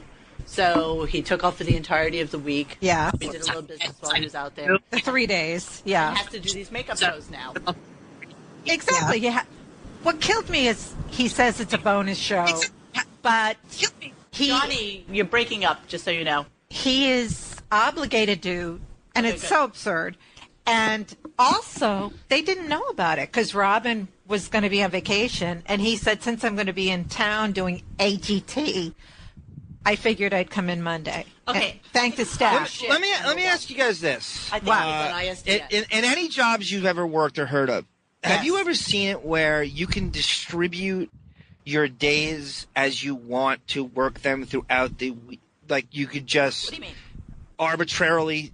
So I'm going to work 110 days. I'll just use them however I see fit. There's no schedule. I'll be off this week. I'll work 1 day this week. I'll work 2 days. Have you ever seen that in your life? No, and the truth of the matter is we don't see it on this show either. Like, it's not a normal thing for us to it do. isn't. I kind of feel like it's a habitual medium, right? When I was in college, I had a part-time job at an advertising agency. Mm-hmm. And the way it worked was you have these commercials that have to be on during Wheel of Fortune or during this or during that. And then something runs over and the commercial doesn't get to be played or to be aired. So you have to do something called a make good. And a make good could be anytime, any place, anywhere between the hours of, like, say, 6 a.m. to midnight on a comparable show with comparable ratings. And what Howard's doing now are make goods. So he's making good for time he's taken off. And I think Sirius is probably a little bit up his ass right now because he may or may not be coming back. I mean, I think that's part of his depression. And yes, Big and time. that's part of his depression. That's exactly right. No more AGT. Right. And this. Which he claims that he quit. But Simon Cowell is coming back. Big fucking deal. I still won't watch it. Exactly, but this is what he said. He said, yeah, I know. After I made it great and people watching it, I make it great for him to come back into it. Right. Yeah. That's why the ratings went down steadily. Well, it's amazing how he's gotten away with calling 1 and 2 days a week. Like, so now if you did the math, I think he's worked, 7 days in the last month and a half? Perhaps, yeah. 7 whole days in the last month and a half. Or so, something like that. That's why we're doing hard-hitting journalism, ladies and gentlemen, to fill 60 minutes. Move over. From 2010. Yeah. Well, it's pretty damn good. I thought it was really pretty fascinating that he watched the VMAs, which I think is shit. I don't think he actually watched them. Oh, I know. I think he just sat down with JD, a half hour before the show went on. And listened to some parts, because there's no way he stayed up to watch it. And by the way, I truly believe that they were on ISDN for that show. That's a great theory. I thought the same thing about Robin, because there's something... I think you're right. There's no reason to be there. Yeah. There was Nothing something went that was on that show. It is the ultimate. I realized why I canceled when I did. That show is everything I canceled for. It embodies every mail-it-in, horseshit, redundant, fucking no guest filler I ever canceled for. Everybody always says "Oh, Howard, I don't want to hear you do This Is Your Life Story with Bradley Cooper for now." What other choice That's your alternative. That show is your alternative. Right. When you complain about guests, I'd way rather hear Bradley Cooper or Gwyneth Paltrow over that shit. If that's what you're choosing between they can't do a guestless show. He doesn't reveal anything. All they do is lie and hide and with no comic in the chair. It's really it falls flat all the way. They don't bullshit well. They're out of touch. They don't talk about anything we're relating to. The VMAs. The 61-year-old fucking tween talking about who watches MTV anymore? There's Nobody. Is that not the most obsolete, irrelevant award show on the planet? I wouldn't be surprised if Howard wanted to see Justin Bieber, because he was talking about his hairdo. Well, did you hear him talking about how much he loved Keith Richards this weekend? Yes. Yes. And then that fabulous, amazing band, 3 minutes of summer. 5 seconds of summer. Yeah, 5 seconds of summer. 3 minutes to Tuesday. It was awful. But what was up with that? 20 minutes from work. You know what really brings in the new listeners, though, guys? And this has been proven and research and focus groups. Leslie West and Mountain. Whenever you talk about Leslie West and Mountain. Doesn't he only have one leg? Yeah, he's the Jeff the Drunk of lead guitar. Oh, yes, of course we heard from Jeff the Drunk's Lump. Oh, again. The Lump. We heard from Periscope. Yes. 1,000 Periscope mentions. It was basically a boring show. Big time. I'm going to play a little clip from that, but we wanted to get into the conversation about his therapist and how he's practically apoplectic that his therapist is on vacation. Oh, everybody's therapist is on vacation in August. That's the standard time that they all go to Truro, Massachusetts in the Cape. Big time. Let him go to Europe. I'm apoplectic about you using apoplectic. I knew you'd get hot for it, baby. Are you humping your pillow? I just pulled out the Linda Carter pillow from syndicated Wonder Woman. And she's wearing her belt. Her tiara. Well, we got that from our beloved Shirley Hemphill. Ives' penis has scabs all over it. Just like I know Grace had a Kyle Wagner body pillow. Oh, yes. You know what Kyle Wagner reminded me of? He reminded me of, gorgeous. I think even on the shows, he has those dazzling white teeth that have diamonds, like diamond glistening. He's too pretty. Forever. I like that reaction to Steve. I'm not cackling, people. This is Ray Stern. Ray is not cackling. It's the other broad. I have not heard. I know, me either. About 5 years old. Lyle Wagner. Well, that's what you get on Kyle Wagner. He had those white teeth, and then they would have him glisten like diamonds. He had those Mexican. He really does. Yes. Yeah, 100%. All right, I'm gonna too play. Pretty. How about we have George Hamilton and Kyle Wagner on in a tan and Lyle. Lyle. Kyle. Did I say Kyle? Yes, you did. Oh my God. Marcy Klein, Kyle Wagner. We're gonna have the whole group. What did he ever do besides like the Carol Burnett show and the Love Boat? He was on Wonder Woman. Where all ex-D-list stars went to die, right? I know. He had to have done some cheesy soap opera at some point. Fantasy Island, yeah. Right? Okay, I'm going to play a clip from the Monday, and bonus show. Bonus show. The bonus show. We love that bonus show. People called me over the weekend. I was annoyed. I don't want to be bothered by anybody. What a curmudgeon. Whoa, Robin. Did you grow up to be a curmudgeon? I know your dad. You probably were annoyed with your dad when you were young because he was always yelling and upset with everything. Yeah, but I'm not like that. Maybe you don't hear, but when I'm home, He's I'm very... so like that.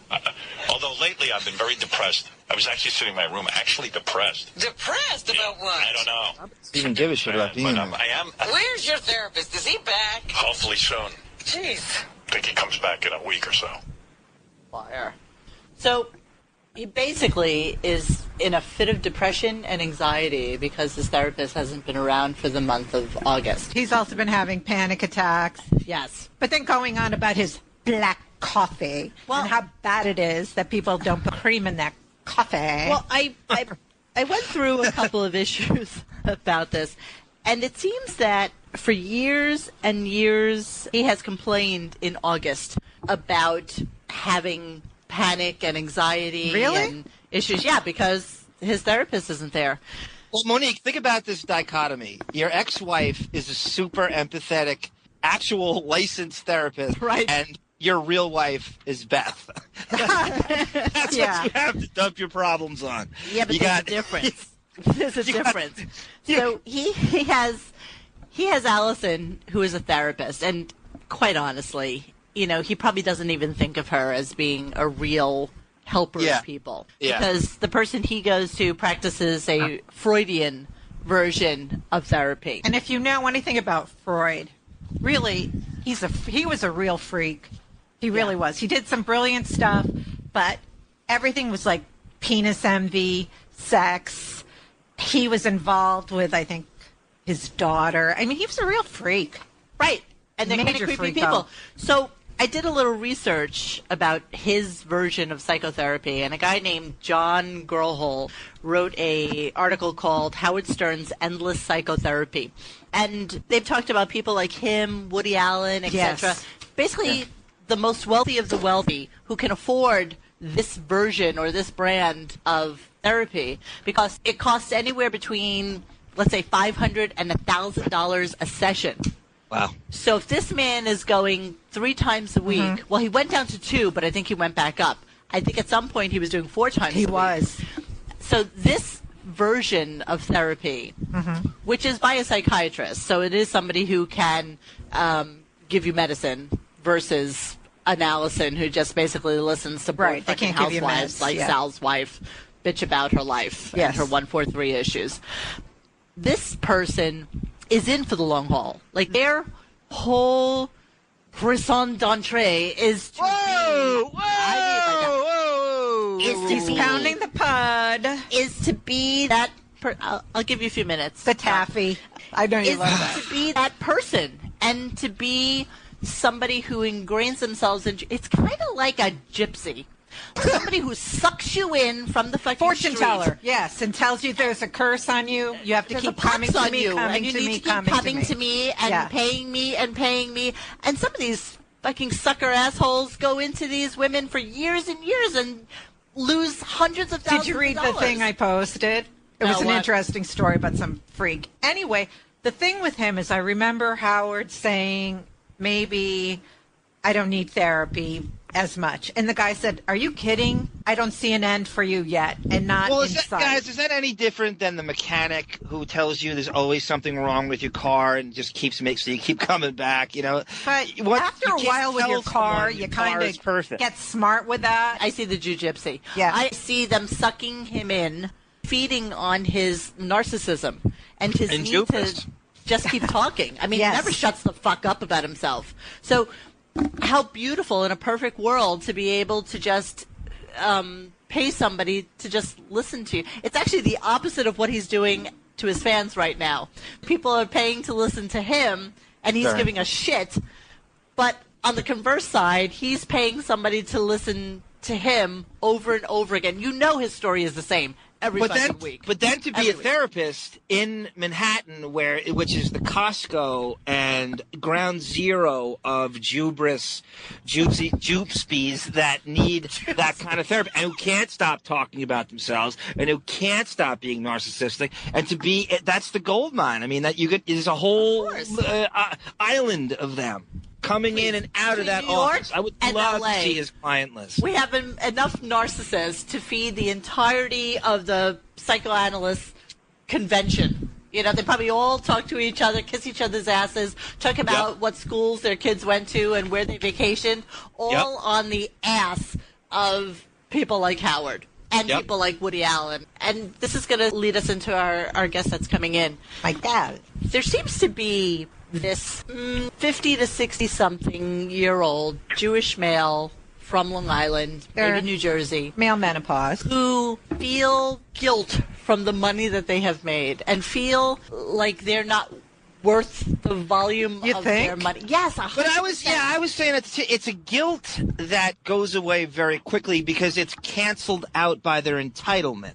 Yes, so arrogant. Greed. And greed, right. The greed and entitlement canceled that guilt out very quickly. Yeah. So you have parents who were the ones who became marginally successful, let's say. Previous to them, you had the parents who probably came over on the boat from wherever the fuck they came from. Yes. You had that first generation of immigrant.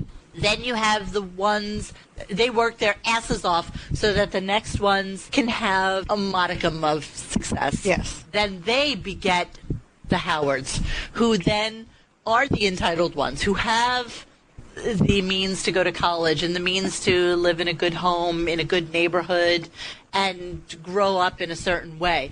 But along with that comes the guilt from their parents, from their grandparents, for feeling like you should be so happy and so lucky that you have this from us. It's a Jewish guilt thing. I'm promising you that this is true.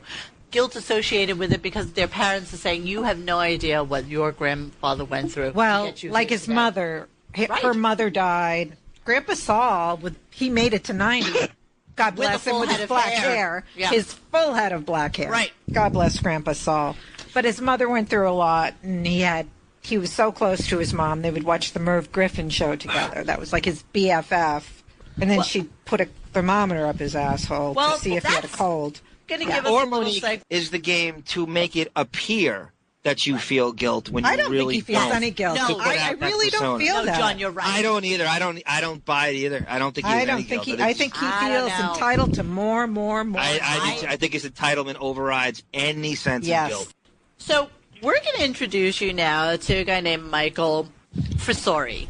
Michael, whilst I was researching Howard's therapy issues, I came across an article that said the Stern-Portnoy Connection, the Un-Publishables. And Michael, pop in whenever you want to. Hi, Michael. It was really great reading. Bab. Hi, Michael. Thank you. Michael, you're a Ginzo? Yes. Where are you from? Where are you at? Can you give us a state or central location? I live in Arizona right now. I'm originally from Massachusetts. I'm from Massachusetts. Yeah, Grace is also from Massachusetts. She's another masshole. Yes, I am. Who told me what's his name? Skippy Noid. He's a masshole. Told you a masshole? No, he's a masshole. Yeah. Oh, he doesn't live there, though. He actually lives in Arizona as well. Mm-hmm. Okay, so Michael, I came across your article whilst I was researching this show theme. Wild. And I saw your connection to Portnoy's Complaint. Now, Portnoy's Complaint, for most of you who, and I'm one of them, who don't know anything about the history of the book and everything associated with it. It's a book by Philip Roth. It was done in 1969. And it's basically a bitch fest of this guy sitting on his therapist's couch talking about his life and, stemming from his childhood. And it was one of those books that at the time was so outrageous because it talked about masturbation, it talked about a lot of sexual issues. And also based upon a Jewish kid. Correct. So that's the other part of it, obviously. Yeah. But it's him on his analyst's couch talking about his life. So Michael happened to have read the book And Michael was also a listener of Stern's for a long time. No longer, though, right, Michael? You could tell us a little bit of your Stern Right, it's been history. a good 10 years since I've Mike, let me ask you a question. Your listenership, as Monique just asked, is 96 to 2004. So what made you stop in 04? Did Stuttering John leaving you bother you that much?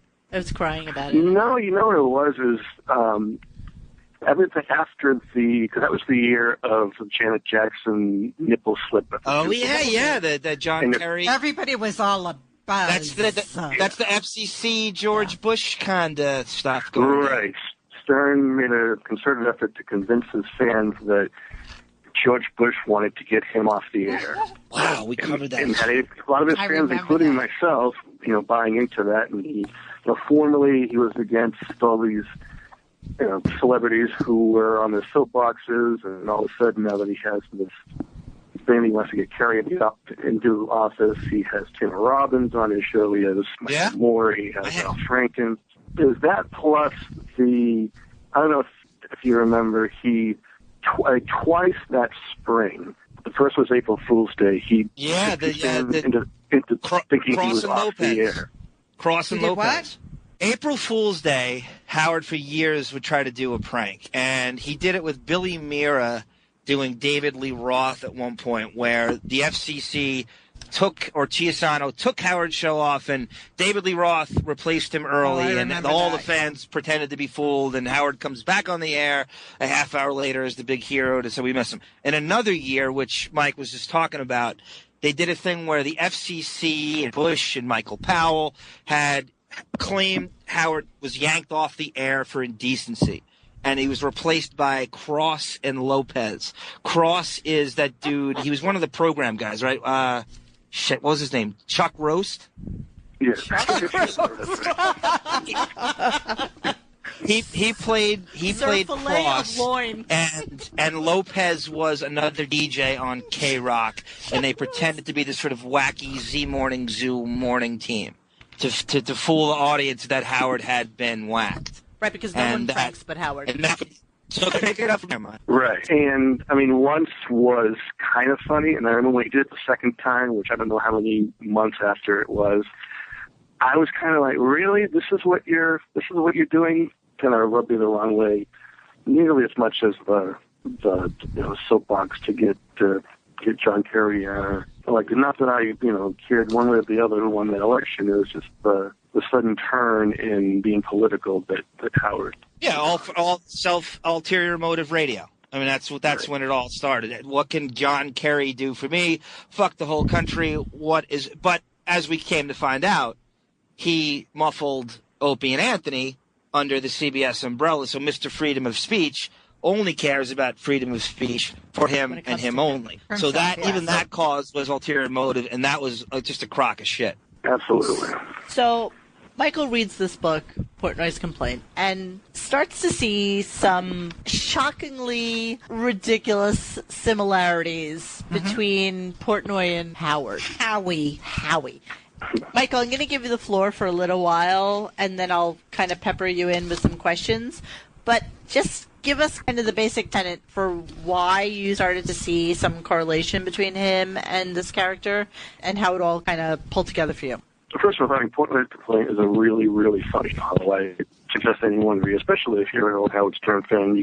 If you read it in his voice, there are times when it's absolutely perfect. You were talking about Jewish family and Howard's mother. Alexander Portnoy, who's the main character in the book, he describes his mother a lot like how Howard has, a doting mother who checks his wardrobe and his fingernails and his stool, much like Howard would say that his mom used to check his underwear and take his temperature when he was a teenager. Yeah. I have some quotes here where he talks about Portnoy talks about Jewishness, and you can almost. I remember reading this and just hearing Howard saying it. He talks about that sour grape of a religion. Jew. It's coming out of my ears already. The saga of the suffering Jews. And then he talks about non-Jews. He also doesn't have an open love for this. That they know how to go into the woods with a gun, these geniuses, and kill innocent wild deer, the stupid goyim. And I could just, especially the geniuses part. Meanwhile, he loved to tell us early on, if you all recall, that he was half Italian. What makes that happen? I don't even understand. Your last name is Stern. You had a bar mitzvah. How do you come off with telling us that you're half? All three of you, do you guys think that he fears anti-Semitism, or knowing that the immediate area is a lot of Jewish and Italian people, he wants to bring in both? If he thinks that, I'll fool them as much as I can. I'll have Italian fans, I'll have Jewish fans, or he's afraid of anti-Semitism, so he's not fully Jewish. Lies. He can't. I don't believe his own lies. He throws shit up on the wall, and if it sticks, he kind of runs with it. But I never believed he was half Italian. Right, but what's the point of that lie? How many people believed he was half What's Italian? the point of that lie? That's exactly right. In I any think it case, could go either way. Michael, I could believe keep either one of those explanations. Yeah. And now, like, he lies for no reason. So he just lies to lie when you don't even have to. He lies so much he's got to create lies to cover the last lie he did. I mean, 90. We can dissect his show, any given show, and 98% of the shit out of his mouth is a downright lie. I want to get into something that I thought was really fun about what you wrote, and it was entitled The Physical and the Mental. I'm going to read a little bit of it, and then, Michael, you can talk to it if you want to. Stern's two favorite topics for self-depreciation are his nose and his penis, obsessions that mirror Portnoy's. Discussing his mother, Portnoy says, "Of me, the heir to the long Egyptian nose and clever babbling mouth. He even thinks of lying to people about his Jewishness. Stern claims to be half Jewish, though both his parents are indeed Jews. But how am I going to lie about this fucking nose?" Portnoy says. Callers to Stern's program often make fun of his schnoz and him being a big-nosed Jew. After the nose, it's Stern's penis, particularly its small size, which he obsesses about. Portnoy does as well. "I am so small," he says, "I hardly know what sex I am, or so you would imagine." He then refers to that fingertip of a prick that my mother likes to refer to in public as my little thing. Stern has on numerous occasions referred to himself as being hung like an acorn or like an elevator button. And I'm going to go back to the pee shy issue because I think this relates to that as well, the fact that he can't pee in public, which I think is also in the fucking book. I mean, just every parallel that you can think of that's part of his persona. I can't pee in public. It's right. I can't. But you don't unless I'm drunk. But you don't have a little hose that comes out of your body True. that Yes, is an that's extension true. of yourself that you can write in the snow with. Right. Yes, Ted. Hey now. Hey now, quickly. Hey, do you still have that issue where you can't pee in locker rooms or whatever? I can't pee in public. It's unbelievable what I go through. I went out to this restaurant called Bobby Van's, right? I went with Ross and Melissa. Uh-huh. So, and then we were going out to a concert afterwards. So, I'm at the restaurant. We're eating, we're drinking. I'm saying to myself, don't drink anything because then you're going to have to pee, and you're going to have to pee at the concert. And I don't want to pee at Bobby Van's because I like a private restroom, but they have like one where 3 guys can pile in at once. Oh. And every time I get up, guys pile in. It's just fucking the way it is. But Howard. So I fucking hate it. I hate it. Well, anyway, we're there and I'm drinking. And all of a sudden I say to myself, I better pee now because if we go to the concert, I'm going to have to pee at the concert. That's going to be 10 times worse. And I'm going to have a miserable night because I have to hold the pee in the whole night. And I'm like I'm thinking this through. And Ross goes, I'm going to the bathroom. I go, I'm going with you.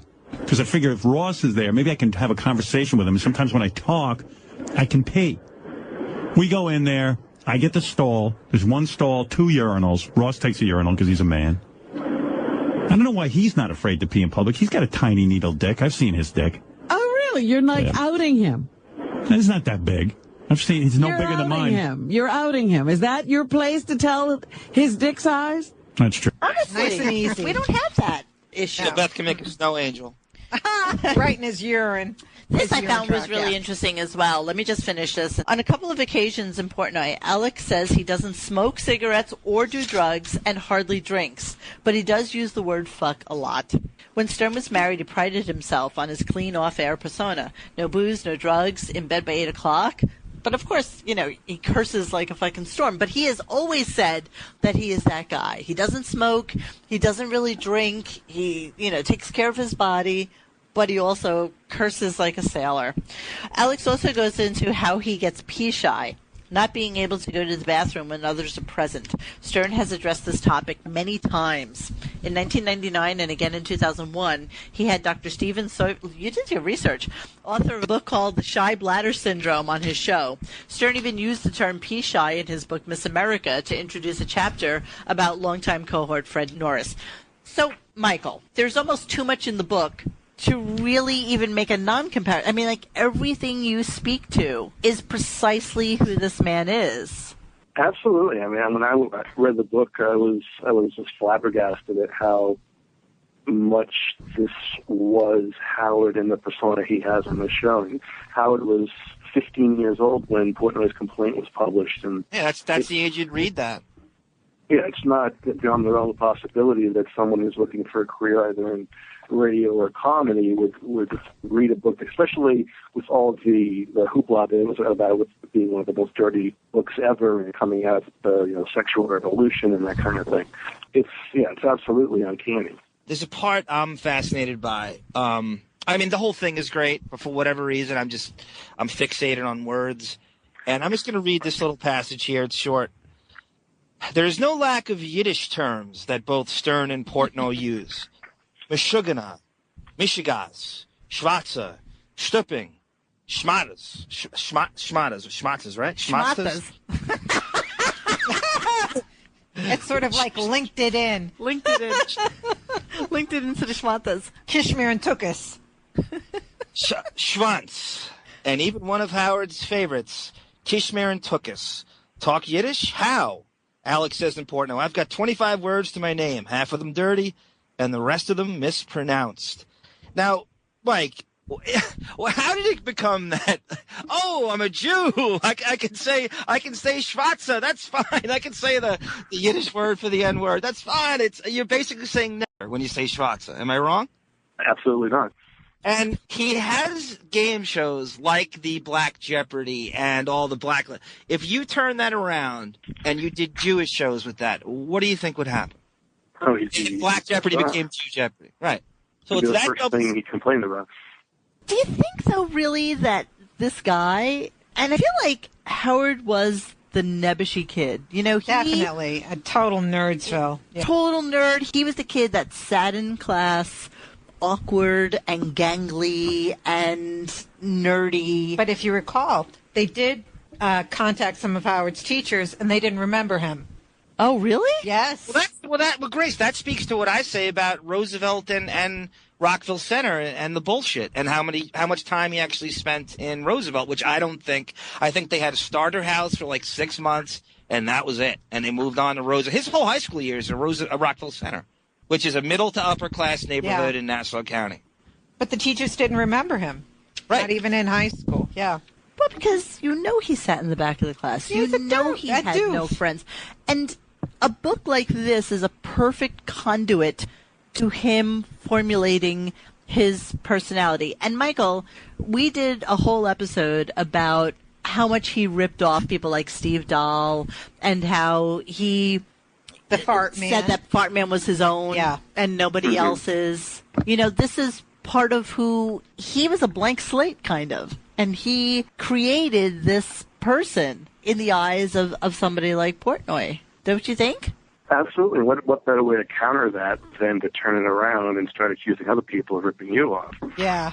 Back then, there was no internet. You couldn't research who stole from who. So you could pilfer everything from Steve Dahl and everything from National Lampoon, take it to New York, which is the bigger market, and then claim it as your own. And who can prove that you didn't do it first? And that's what he did to really set up that whole infrastructure and foundation, I guess, in the early 80s. I don't know. Right. And the other thing I mentioned in the piece is but Bongo Fiesta. I mean, he took that from 2 DJs in Maine. I mean, who's going to prove how do you steal from someone in Maine? How would you get access to that? He doesn't know who they are. Like, he would actually claim that he has no idea what you're talking about. He believes his own lies, and he believes that he is this person now. So there's a couple other things from your article. Monkey. Oh, the monkey. So, Michael, can you talk to that a little bit, please? All right, the monkey. So And we're not racist here. No, this was Right. him. I mean, He's let me the just racist apologize beforehand to anyone listening who might. I don't mean to be racist. This is just part of the conversation. Yes. So Alexander Portnoy has a character, a companion that he's attracted to in a story called The Monkey. She's a female friend. He calls her a high fashion Italian and his old pal and partner in crime. There's this piece where he says, "Just thinking of her gives me a hard-on the spot, but the sex-crazed bitch is out of her mind." And that description and some of the conversation that follows led me to think of two people, popular within Howard's circle. One is Baba Booey, Garrett Delabate, who's the Mama Monkey. The monkey and the Italian. But also his sidekick, Robin Quivers, who is his partner in crime, always has been. There's always been sexual tension between the two. He says the monkey is from West Virginia, Robin's from Baltimore, but like the quote, the monkey, Robin has an abusive father, which I also found interesting. So it's almost like how he searched for a companion, much like the one that Alex Portnoy has in the novel. Well, he indeed got that. Can I say something? Didn't they, when he was in Washington, he didn't really get a choice. Robin was a newswoman. That was his... Well, he didn't have to keep her. True. He did keep her. He could have moved on without her. Well, didn't he move on without her at some point? Well, WNBC she didn't quit want because him, NBC wouldn't back her, and he No claimed two he animals was going to allowed get her at back into the WNBC. fold. Yeah. It was very brief. And it's probably exaggerated how much time it was. I'm fascinated by something you entitled Shock. As on Stern's radio show, there's no shortage of shock in Portnoy. There's a whole chapter titled Whacking Off, devoted to Alex's excessive masturbation, something Howard often speaks of for himself. Alex, like Howard, discusses his bathroom wiping techniques. Oh, that's Another crazy. favorite He went into that again on Monday. That puts me over to believe every word what Mike's saying. When I read the wiping stuff, I'm like, that's it. I'm done. It is I so believe gross. every word. How must that ass look? I don't want to know.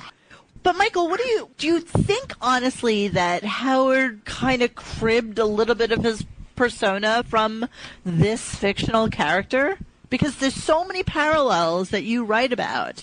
I think it's highly possible. I mean, I imagine it's hard as a 15-year-old boy in the late 60s to come upon something like Portnoy's complaint and not be heavily influenced by it if you're into having a future that involves comedy or otherwise. I mean, it might have been, a lot of it might have been subconscious, but I think it couldn't help but have an effect on him and all of his what laid in his future.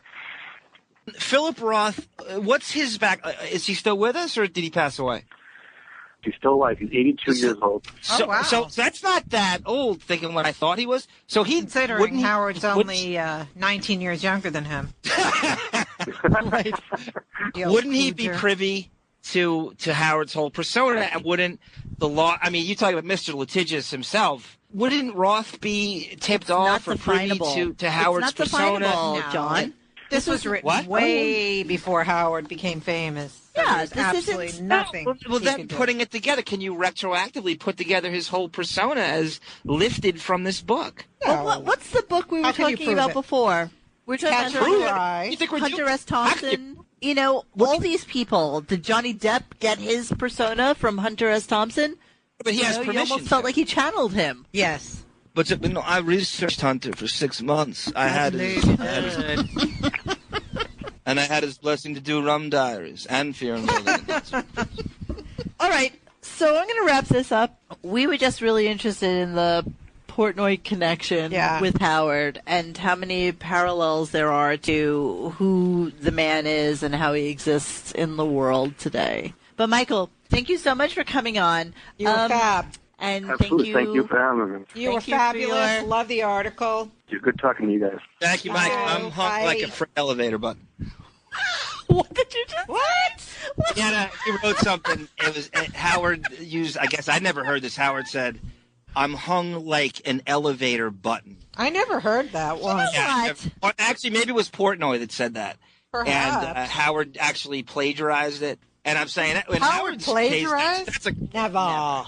That's a compliment because you guys look at the elevators he takes. You got the freight. You'd want to be hung like a freight elevator button or the Millennium Towers button. Though he didn't quite articulate it as much as I thought he would, I think that his articles parallels between the person that Howard Stern became and this Portnoy character are shocking and so compelling a argument for him becoming this person who he was, or formulating the personality he became based on Portnoy's complaint. So I'm going to highly recommend you guys read it. It's a really quick read, but it's really good. It's a good article. You'll like it a lot. Yeah, and we'll link to it after the show. Do we want to go back to last week? I don't think we really have time. No, I don't think we do. What about and fuck you, John Hine. Burger King rules, you fucking diabetic asshole, fucking automaton whore. Who's the fleshy Burger fuck? King rules. John Hine hates Burger King. An automaton fuckface. Well, he's so gross. He doesn't eat condiments. What a weirdo freak. No, we got to do it. We got to do a John Hine and a Gary show. Wait, so what is it you wanted to bring up? I was bringing that our darling psychopath Marianne Harvey called in on Monday. Harvey. Yes. Marianne Garvey. Oh, Garvey. You know what that is? Oh, so you're making fun of me, John. I know. That's why I'm laughing at myself. You know what it is? I think she's on LinkedIn. She's fabulous on LinkedIn. You know what it is? It's all messed up because it goes, it's like, I write something and then it I don't know what makes the fuck different. you're talking about, Grace. What are you saying? Marianne, the lady from Daily News, Marianne called Garvey. in on Monday. Garvey. Marianne Garvey. And She he said, used to be an intern on the Stern Show. Yes. And she said, "Oh, I love the bonus show. I've been laughing the whole time." Yeah, right. And she asked him about Caitlyn Jenner. What about him? Would Caitlyn be going out with men or with broads? Who asked who this? Marianne Harvey. And he said, "Well, Garvey." Jesus. Marianne Garvey. Yeah. Wait, I don't know what you're talking about. I'm trying to track it too. I can't figure out where she's going. I have no idea what the fuck Marianne Garvey. Oh my God! Monday. One more time. Marianne Garvey did what? Called the show on Monday. Monday bonus day? Bonus day. Bonus day, yeah. Yes. And she said what a riot the show was. Thank you for giving us the bonus day. So special. Yes. You know what I realized, actually? There's a lot of people on Reddit that are always, like, bashing people that bash the show. It's like, oh, you don't know what you're talking about. You're so fucked up. You know, how is the greatest? People don't realize that we've been listening for a shitload of time and knew the old Howard. And these people that get their brand new little Prius or Ford F-60 and they get Sirius attached in it are new to Howard. Like, they have no idea what funny Howard was. That was Natalie Maines' story. She's supposed to be this fucking super fan. They're having her on panels and shit. That bitch didn't start listening till 06 when she got a car with Sirius in it. Really? So there's this whole generation of rubes who think that this is the show. But this is worse than ever. No comment. You're right. It's another level of shit. You're right. I can't even believe people could defend it and say it's good. Phoned that shit in, and it was the worst. We say it every week. Worst show ever. No, this was the worst. This was. I actually can't think of a worse show than this Monday. Yeah, like, and I'll tell you, why did you bother? Why bother? Because you get it over with. Well, I'll tell you what's giving him anxiety. I'll tell you what's giving him anxiety is the fact that there's a good possibility that he's going to leave Sirius at the end of this year. I believe that. And I think that he is relying on, let's go with 1 million subscribers, paying, let's say it's $5, so that's $5 million a month for him. So that's $60 million a year for him to basically be able to move down to Florida, phone this shit in, and never have to see another human being again. He could be like Howard Hughes, toenails in the hot pussy palace down in Florida and never have to think about being here in New York and drivers or anything again. He also does not want to become invisible either. He's not at that point yet. He's going to be on, though. He's going to be on. He'll be relevant because he interviews people, and that's going to be his new genre. To, be the master interviewer, which everybody thinks he is. I don't know who does. He stinks. I don't really get it. All 12 people that listen to him think that he's the best interviewer known to mankind. And I think that's what's giving him anxiety, because those numbers can be proved. Yes, the serious exactly. numbers cannot be proved. What a deal he has here. 20 million, 30 million? Come on, Howard. Grow up. I think that's bullshit. And I think that's he's taking, like Monique just said, he's taking credit for everybody who got a Prius in the last. He's driving that red. There's like 50 red Priuses in every Stop and Shop parking lot you see now. And they're all prepackaged, and they have contracts with Toyota and whatever. And he's taking credit for those people. Don't give a shit about him. He's taking credit for every stupid new car. What else was I going to say? So we are going on hiatus for 2 weeks. Oh, really? It's a 2-week hiatus? It is a 2-week hiatus. I'm going to have the Best of show running that first week. And I know we have some haters out there, and I don't really give a rat's ass anymore. Nor do I. But it takes a lot to put this together when all three of us have day jobs. And I just want you all to know that we really appreciate you listening. Oh, we love you more than Thank anything. you so much, really. We love having you as part of our world. Monique, I have to say, I have been dealing with haters since my days on Falcon Crest. You just learn when to roll off you, and you segue to the next project. You shave your back, you brush yourself off, and you do 30 Rock. That's our Alec. We love you. Yeah, and Johnny's going to be doing the show as Alec Baldwin or Johnny Depp, whatever he feels. Yeah, I have to confirm what Mr. Baldwin had said right there. I had been dealing with haters since my days on 21 Jump Street, and that's it. I swore to myself, I'll never be Mr. Tiger Beat again. Johnny, I have a question for you. What did you think of Richard Grieco taking over for you?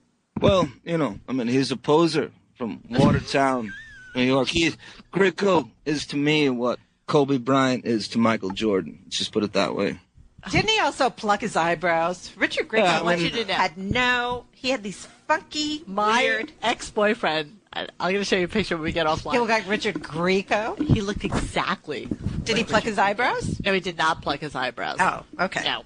All right, he looked just like him. All right, Johnny, did you want to sing us out? Did you want to do something? I don't know. You know, this is a little of a stretch for me. Jayla at one point recommended that I sing from a rap song called Mo Money, Mo Problems. I believe this is from the late 90s. It's Notorious B.I.G., it's Puff Daddy, and it's Mace. And I'm going to try to do the B.I.G. part, the nasally B.I.G. God rest his soul. Mo Money, Mo Problems. I like to pronounce it as white, as Caucasian as humanly possible. That's very Mo. All right. Promise, Jayla, I'll just do a little blurb from it. Jeez, go ahead. B.I.G. people, P.P.A. No info for the D.A. Federal agents mad cause I'm flagrant. Tap myself and the forward in the basement. My team supreme, stay clean. Triple B, lyrical beam. I be that cat you see at all the event. I bet on cats and posters, girls on shoulders. Play by I told you, being nice to me. I bruise too much. I lose too much. I step on the stage, I say girl too much. I guess cause you run with lame dude too much. It loses my touch. Never that. If I did, ain't no problem. Get the gap where you players at. Throw your rollies to the side. Wait, side is try to keep your hands high. He's singing it underwater. Go Aquaman. Lyric Lee, Digger Please, B.I.G., Dig on the cover of Fortune. Up below here by phone number. Yeah. No, actually, we're twerking. Twerk, baby. Whoa. It sounds like Julie. He's so... You could never play a black man on TV. I hate to say it. That was a very white rap. Notorious ARM. With his beautiful stirring. Jesus Christ. Lobster what bisque. the fuck was that? I'm more black than you are. Can we hate stick to say to 70s love songs, please? This makes us happy. I can't even pump that shit up. I feel laughter in the rain, walking hand in hand with the one I love. Ooh, how I love the rainy days and the happy way. I feel inside. Happy heart. Yay. All right, guys. Okay.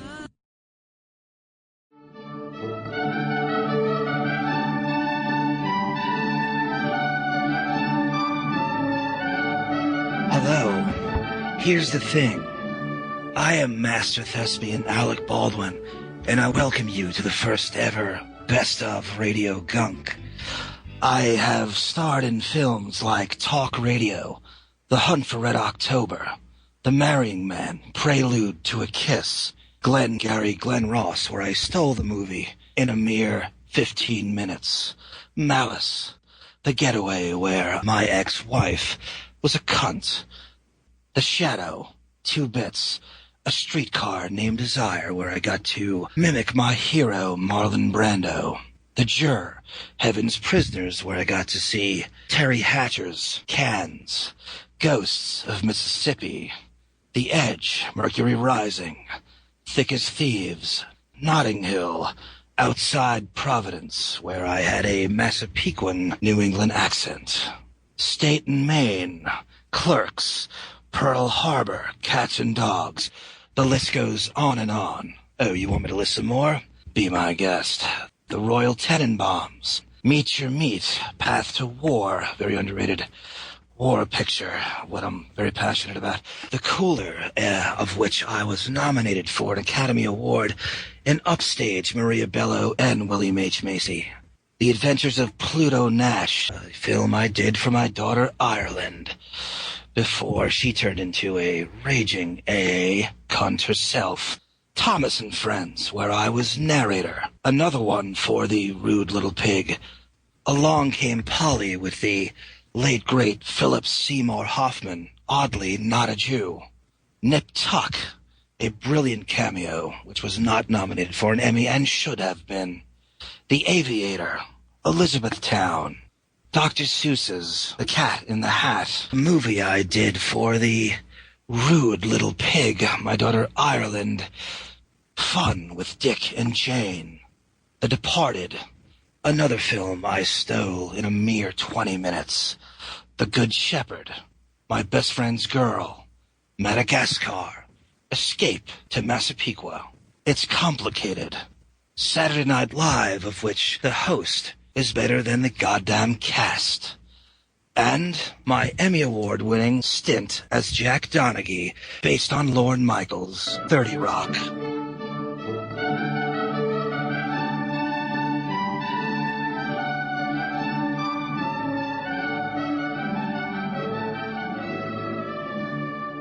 In this Best of Radio Gunk, Stuttering John Melendez, fellow Massapequan, I might add, waxes philosophical about Bruce Jenner, his transgender daughter, and what a mensch Jay Leno is. Enjoy Stuttering John Melendez on this episode of Radio Gunk. John, hi. Hi. John. Welcome to the show, and we're super happy that you decided to come on with us because we kind of feel that you are probably one of the most polarizing characters that has ever been on the Stern Show. I was listening to a couple of best of things of you on YouTube, and the comments below, every single one of them, were either this fucking scumbag, such an asshole, yeah, I don't know why I listen to this shit, or the complete opposite side, where it's like, he's such a great guy, he was such a great contributor to the show, he's such an amazing person, why is everybody picking on him? Why do you feel that you caused such dissension? I guess I'm the Darth Vader of the Howard Stern Show. Every once in a while I go in dog shed And, you know, I go there because I know there's a lot of Stern fans. And I'm not in the, you know, I hate Howard thing. I mean, Howard gave me my start. I'm very grateful for that. And so I don't, like, you know, they asked me if he's wearing a wig. How the hell do I know? I mean, it's like, oh, I know if he's wearing a wig. Would you choose that one? No, but what else could he wear? You know what the reality is? They just want to get a rise out of you, John. But you know that. Yeah, I don't know. I really don't know. I never thought it. And, you know, they trash a lot of things. And the truth is, I don't listen to the show. I stopped listening to Howard when he went to Sirius. It's partially because I didn't want to pay to hear myself get ripped apart. Yeah. So, you know, and, but you are right, Summer, or whatever your fucking name is. Monique. You can just call me Monique.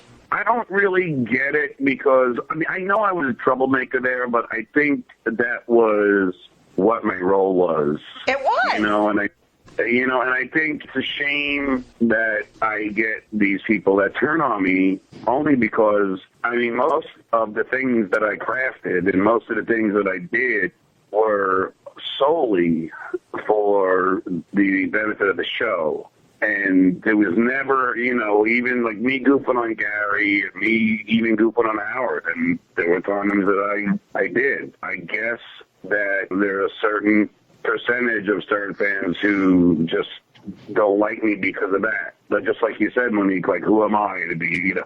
But, I mean, that's just what I was. I would call out everybody for the things that I would call bullshit. Just like Monique said, you know, before, I'm very polarized, and I think part of that is because I left to go to the Tonight Show with Jay Leno, and I think in some respect, people or a certain percentage of Stern fans got very angry about that move, especially how it was formulated on the air. They don't talk about the year before when I confided in Robin that I had an offer from the Tonight Show, and they don't talk about how I tried talking to Howard about it and how he refused to talk to me. Yeah, John, walk me through that. So you can't, Howard's a friend of yours. You have his home phone number. You hang out with the fucking guy.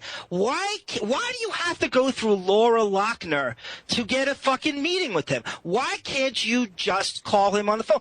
Here's the hallways cleared and all that shit now. So that I don't know. I took the advice of Robin Quivers, who I loved and respected, and I told her of my dilemma because I went to NYU for film and television, and it would be my dream to not only be on camera for the Tonight Show, but also to be a staff writer. I mean, that's just a dream come true. How could you refuse that? So, you know, I talked to her, and she recommended exactly to answer your question, John. She said, listen, you're not a kid anymore. Call Howard's assistant, and you tell her that you want to set up a meeting with Howard and talk to him. Which I took her advice because I know you think that I'm hanging out with Howard and everything else, but I didn't feel comfortable, you know, having dinner with him and then bringing up, hey, by the way. You know, only person that said the most honest thing was Gary's wife, and Gary had her on speakerphone in his office, and she said to me, John, and we're so jealous.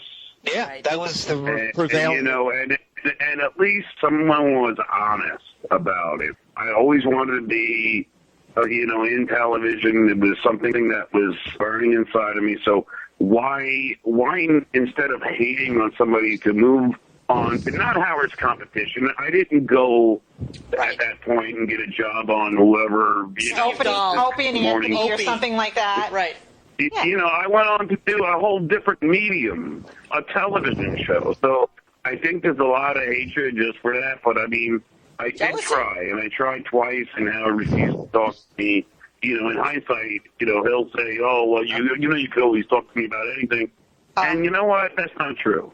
I know that's not true. And if that were true, then Baba Booey and I, when we were trying to, you know, do gigs, and we didn't know how to ask Howard to do the plug for us instead of the, you know, having that you know, that fake tape Fred played and said, yep. And now here's Fred with the plug. You know, I have Fred read in half, and almost 95% of the markets already were out. Yeah. So then and then Gary convinced me to send me and him to send an email to Howard because it's very uncomfortable. So you don't want to, and then, on a tangent, and of course we did, and then Gary, in his ultimate way, when we sent the email from Gary's own email address, and then like a week later, Casey comes over and he goes, "Hey, Howard was just trashing in their character."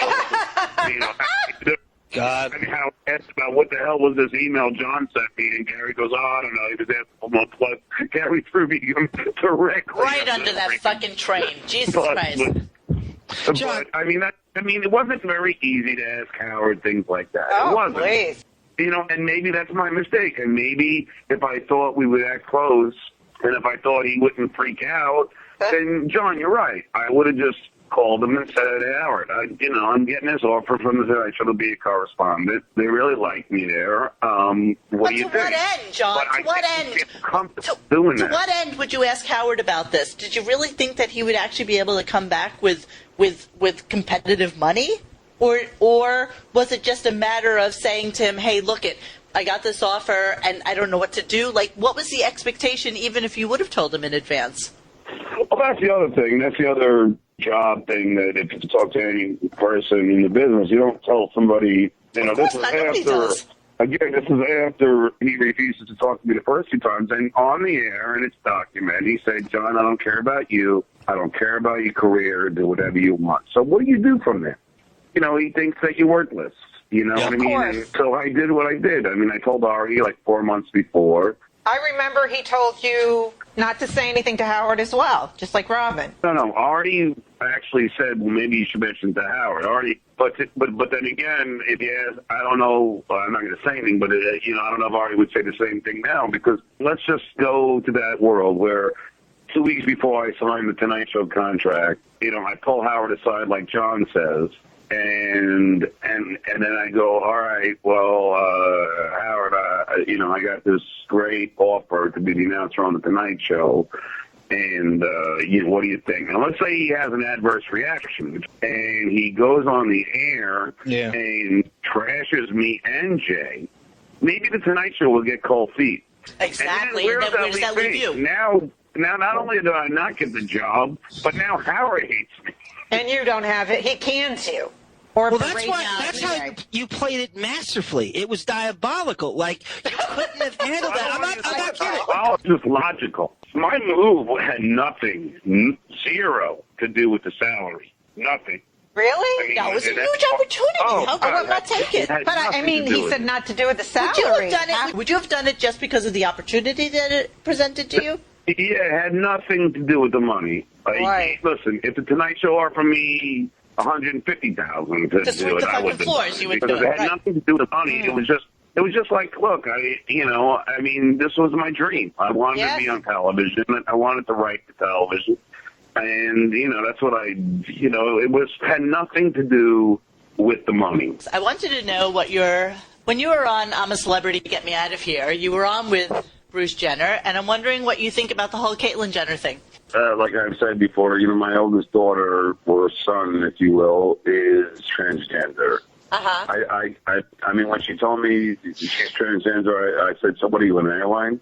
I didn't know. I had no idea what it meant. Yeah, right.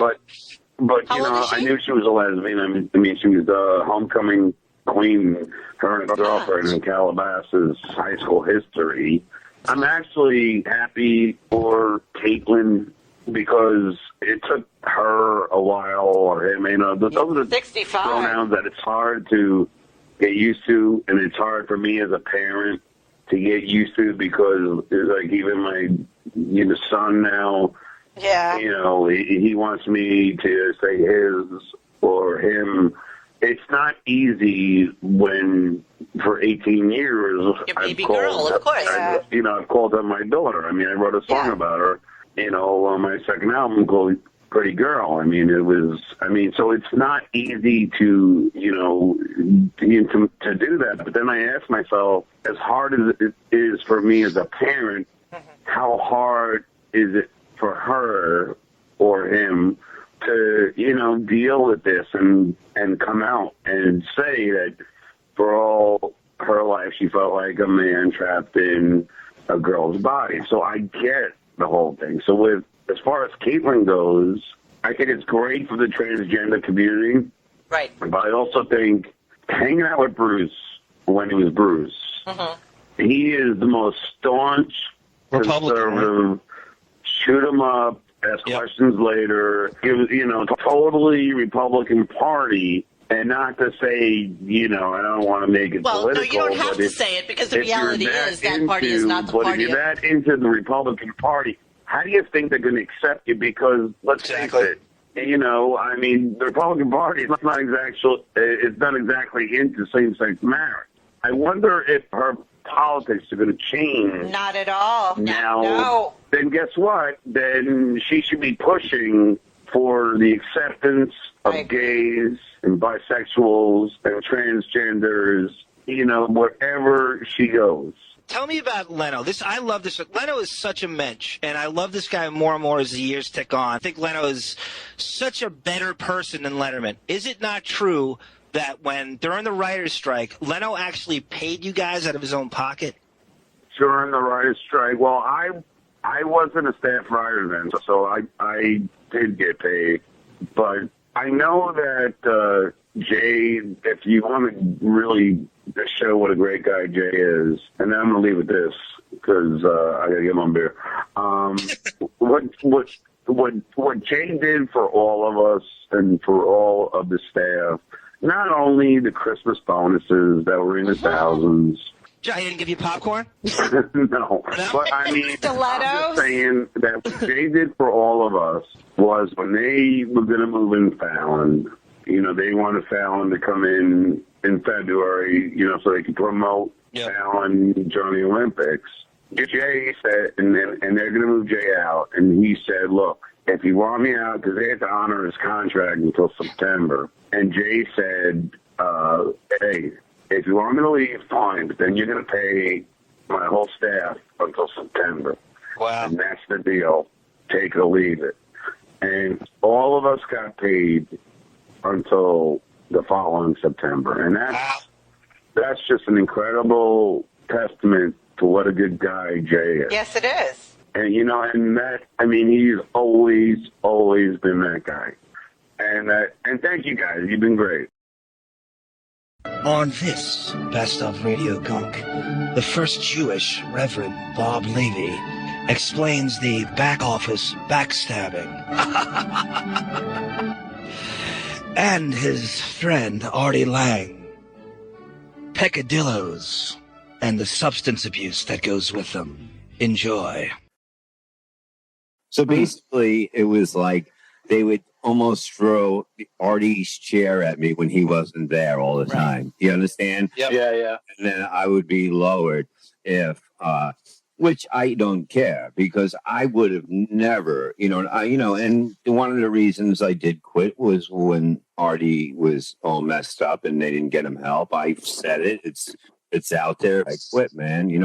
Because I couldn't talk to them about, Gary's like, we made up this character for you, and you're different than them. And I go, you made up this character? Yeah. And he goes, you know what I mean. When a non-talent like Gary Dell'Abate tries to advise a talent, right, creative types, it always just would blow my mind when it's like, dude, because all Gary knows is what he thinks his boss would want him to do. Exactly. Are you still friends with anybody on Howard's show? Are you still close with anyone, like Shuli or anyone? No, not at all. Just backstabbing. Once the ship sinks, you know what I mean? It's going to be a funny time. And they'll all be holding on to the fucking rafts. All they had to do, I told Sal, why don't you just tell Howard the truth? And he goes, I can't, because I might lose my job. So for telling the truth, I go, I would tell the truth, because everybody would complain on Miserable Men about not getting paid. Everyone complained to me. I was the one that had to go and fucking fight when they didn't want Norton on there because he was on O&A. I fucking said, no, he's going on, Tim. You know what I mean? I go, you fucking look like cowards. And it would always go to me, and then behind my back, they're going, oh, Levy's crazy. But Levy's the one that gets shit done. I'm the one that always got shit done, and I always had somebody's back. And when I wanted to come in that one day with the fuck Gary thing, it was because Shuli was having a baby, and the tickets weren't selling as good because it wasn't. After we were back and back, you know what I mean? We really didn't have comedians on the show, okay? So the audiences went down. You know, we went to Boston, there was 1,200 people. We went again, there was 7, then there was 5. And that happened everywhere. So I said, Gary, can you throw me on so I can get this in? He's having a baby. And Gary's like, it ain't my fucking problem he's having a baby. I go, all right, well then fucking why don't you let him go in? And he goes, we're not letting him in there. And I was like, fucking, you know, it got me upset. And I went off on it. And then, you know, then I ended up writing a bit about how we'd make up. You know, it was just like... Yeah, endless shtick. It's endless. Nothing's real anymore. And that's kind of the spirit of the show now. He lies about everything, Bob. Everything's a bit. There's not a genuine moment on that show. And I think you scrambled out of there like Randall Cunningham at the perfect time. I really believe that you hit the bat chute at the perfect time. I really do. You know, I always talked to Fred when I went in there about family and shit. Robin, I always thought was a sweetheart. You know, they probably hate me for some reason because they don't know the real story. But even Howard's real bodyguard, you know, I fucking had it all written on inside Twitter because he was going to look at it and, you know, because it was bullshit when they sent the cops here. But he deleted some of the stuff that he said. But he goes, hey, the last thing he said was basically, I'd be mad too if they did it to me. Because I did it for him on the phone, what I did, you know, when I threatened him. And he goes, you're fucking good. I go, this is what I do, man. I can make you motherfuckers believe anything. We were talking 2 weeks ago, our show was about heroin addiction.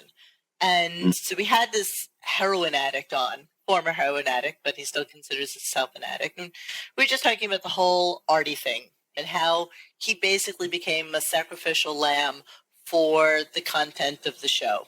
He just slowly spiraled out of control. Let me just explain something. If you own a business, okay, SiriusXM is a business, right? And one of your employees is going to the bathroom and then fucking passing out. And Howard all of a sudden thinks it's a sugar high with the smartest guy. Too many cupcakes. But the whole thing is that you have to get somebody help. You know what I mean? A guy's got a family that's watching this. You understand? He could have died. Howard knew, but he used it for the good of the show. To me, it wasn't funny. No. No, it was cringe. It was cringe. We were all cringing because they blow an air horn in his ear when he was nodding out, right? And think that's funny. Get him a bed. Yeah. Too much Hawaiian punch, wink, wink. This is a guy that turned around the show to something hilarious. No 100%. doubt.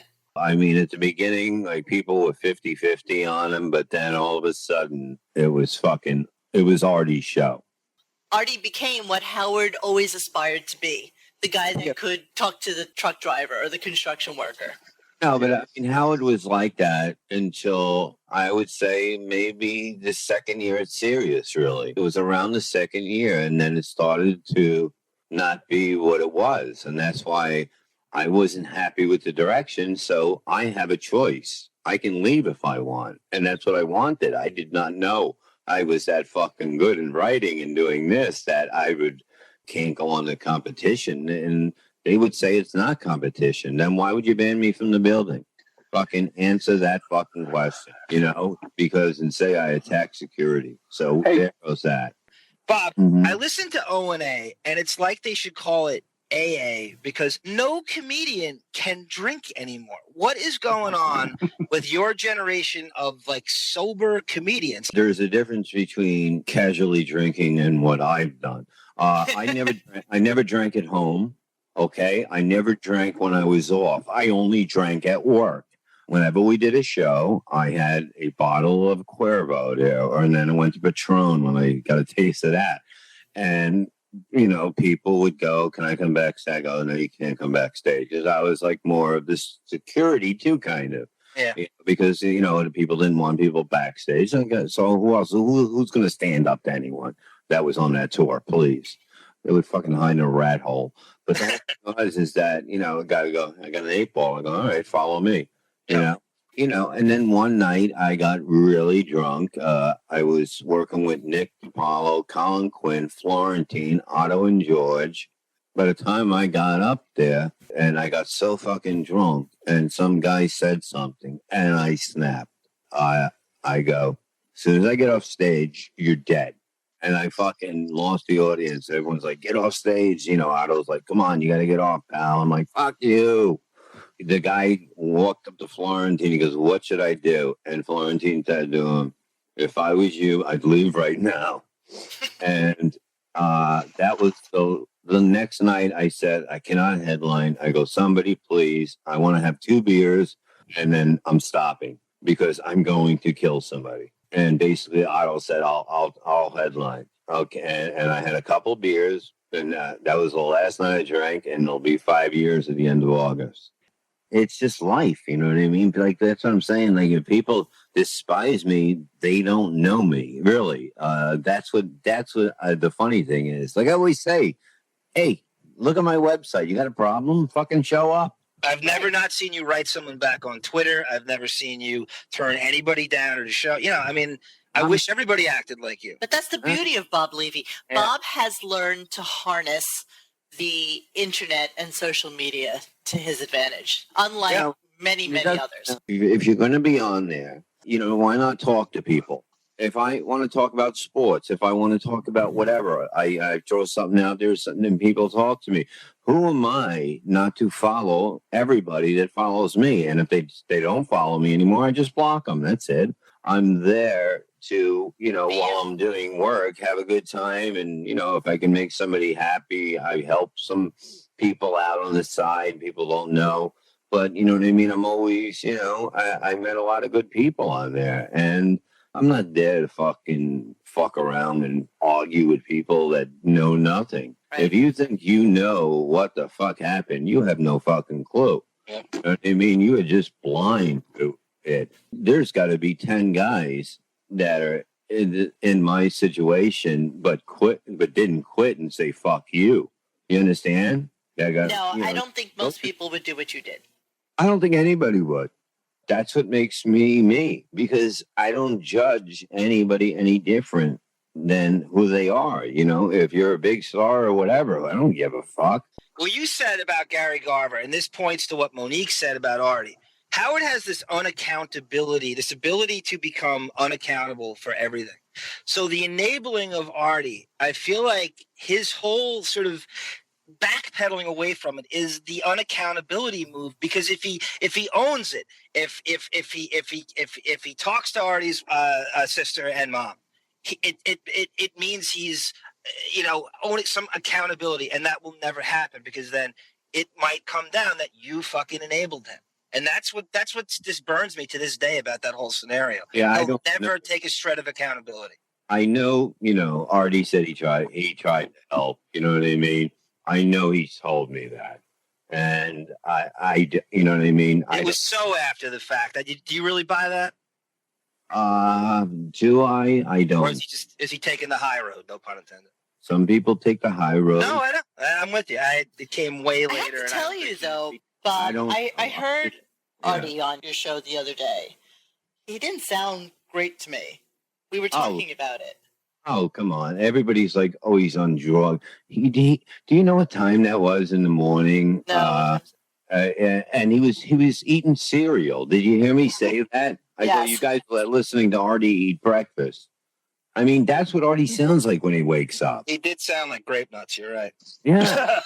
But I mean, there's no way, you know, the whole thing was with Artie, when I found out everything and I decided to get sober, then he, you know, was getting sober. We texted all the time to make sure that none of us were going back. Then he found this great place he went to, and he came back and he called me, and I heard his voice, and it was the voice I heard at K-Rock. I feel like you had a large hand in just kind of getting him in a good place. We both leaned on each other to stay sober, you know, but I was able to do it on my own because that's how I am. I don't need someone to tell me anything. If I decide to do something, I do it myself. I really don't need anybody's help. I don't fucking kiss anybody's ass. Maybe that's why I missed out on some opportunities. But hey, my opportunities did hit, and it came to me. So you can't keep somebody down that can fucking write like me, that can do what I can do, that has visions that not many people have. And these people see it in me. And it's going to be pretty big. Who's one of your favorite up-and-coming comedians today? Who are you loving? Who's on your radar?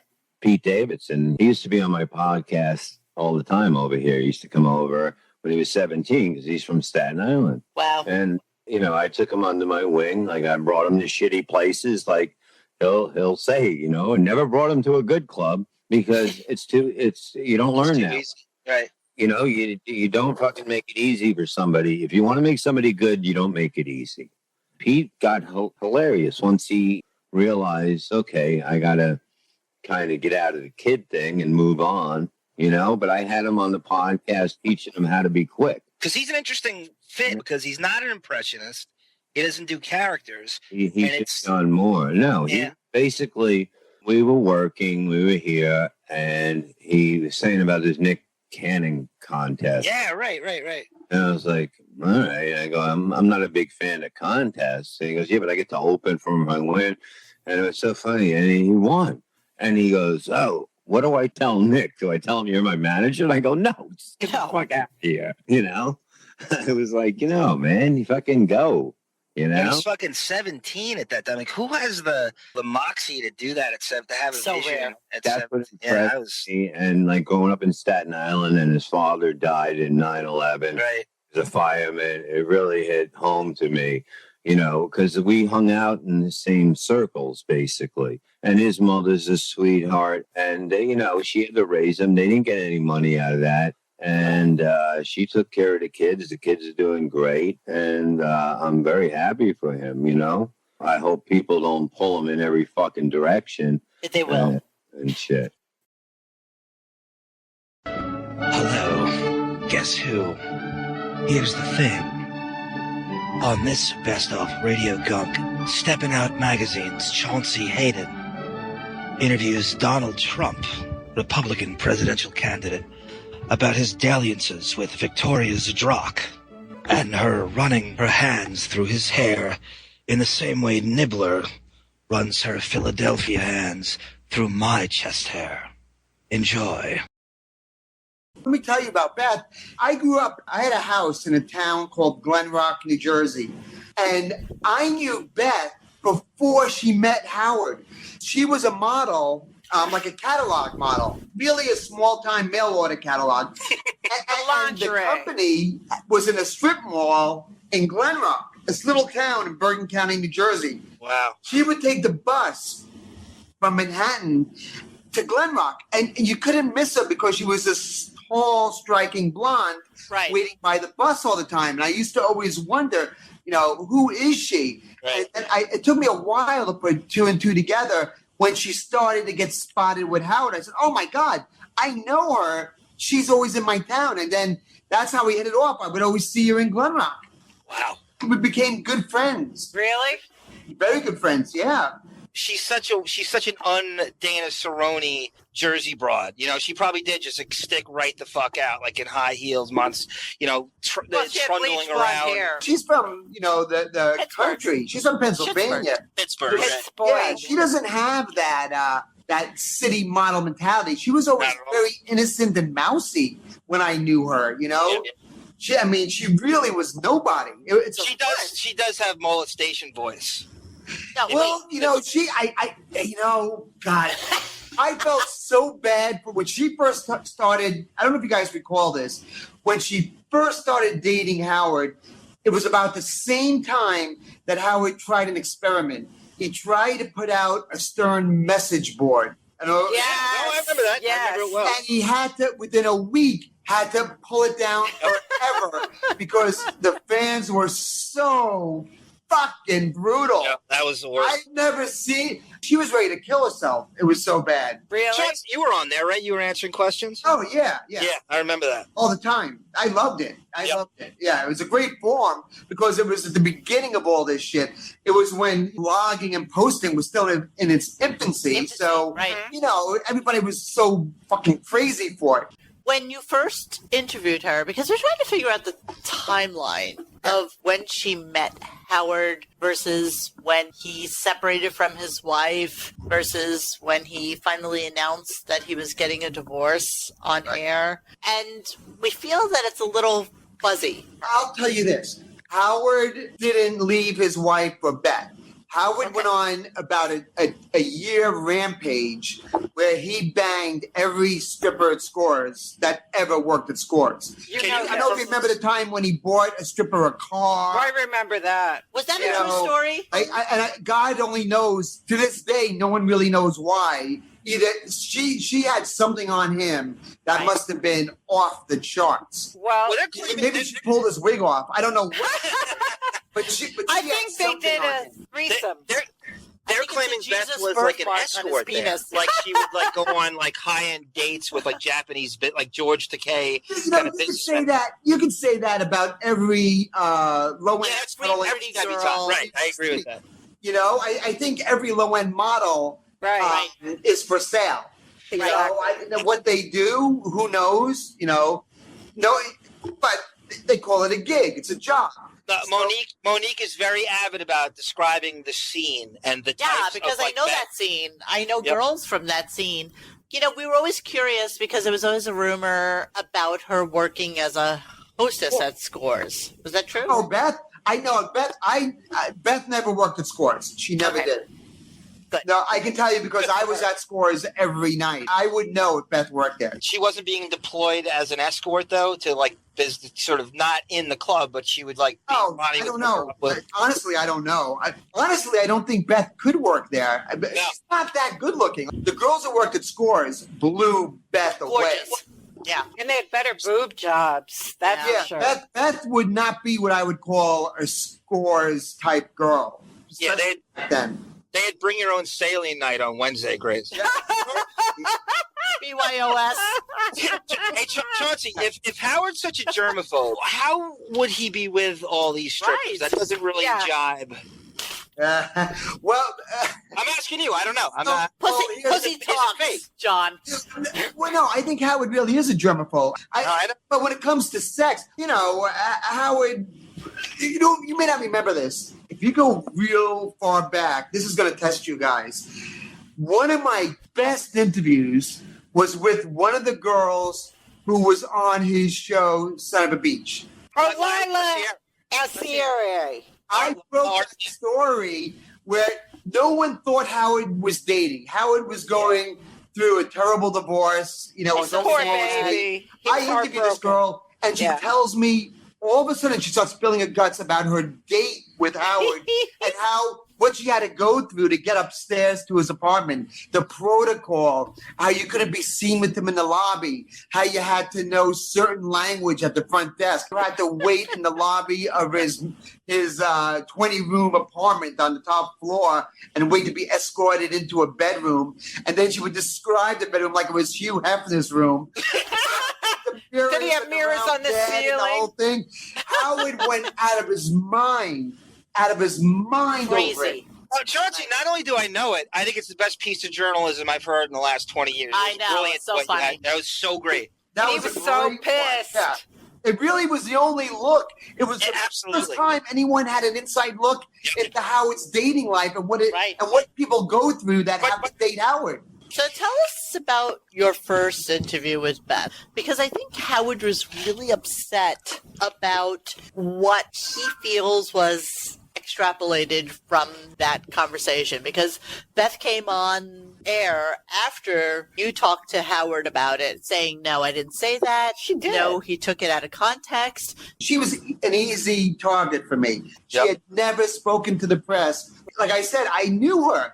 So I asked her if she could do the cover for Stepping Out, and she couldn't believe that she was going to get the cover of a magazine. And I know Howard did not want her to do this. You know, he knew what was coming. He knew it.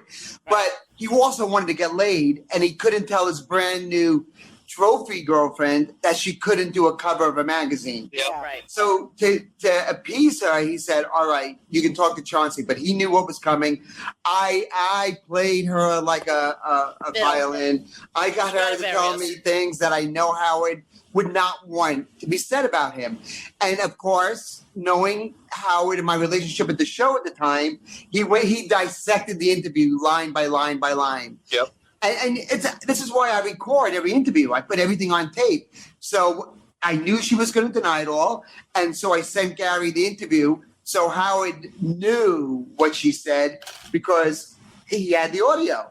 So I never got in trouble for it because she said it. That's what Gary used to say. He goes, I fucking hate Chauncey. He goes, he sits there with that big smile on his face and he's stabbing you while he smiles. Well, that's what Gary's known for at the back office. That's right. You're a scorpion, and I love it. Iago. And if you go to YouTube, you can hear my conversation with Donald Trump, which I think is classic. Trump called me on the phone at my office one day to beg me not to print a story on remember Victoria Zadrock? Yep. Yes. She told me a great story about Donald Trump, about a date they went on. He was so upset by it, he called me at the office. And luckily I had my recorder ready to go. And I said, oh, I'm recording this. And before I picked up the phone, I hit play record. And to this day, I have that thing. Play, you want to hear 2 seconds of it? Yeah. How are you? You'll never fire. Can you hear it? Yes. We've been good to your magazine with The Apprentice. You saw the ratings that went to #1. I'm killing it. The show is huge. It's huge. It's the biggest thing, and then the NBC people just left. They said it's the biggest show they've had since Friends. It's what we both predicted. Yeah, that's true.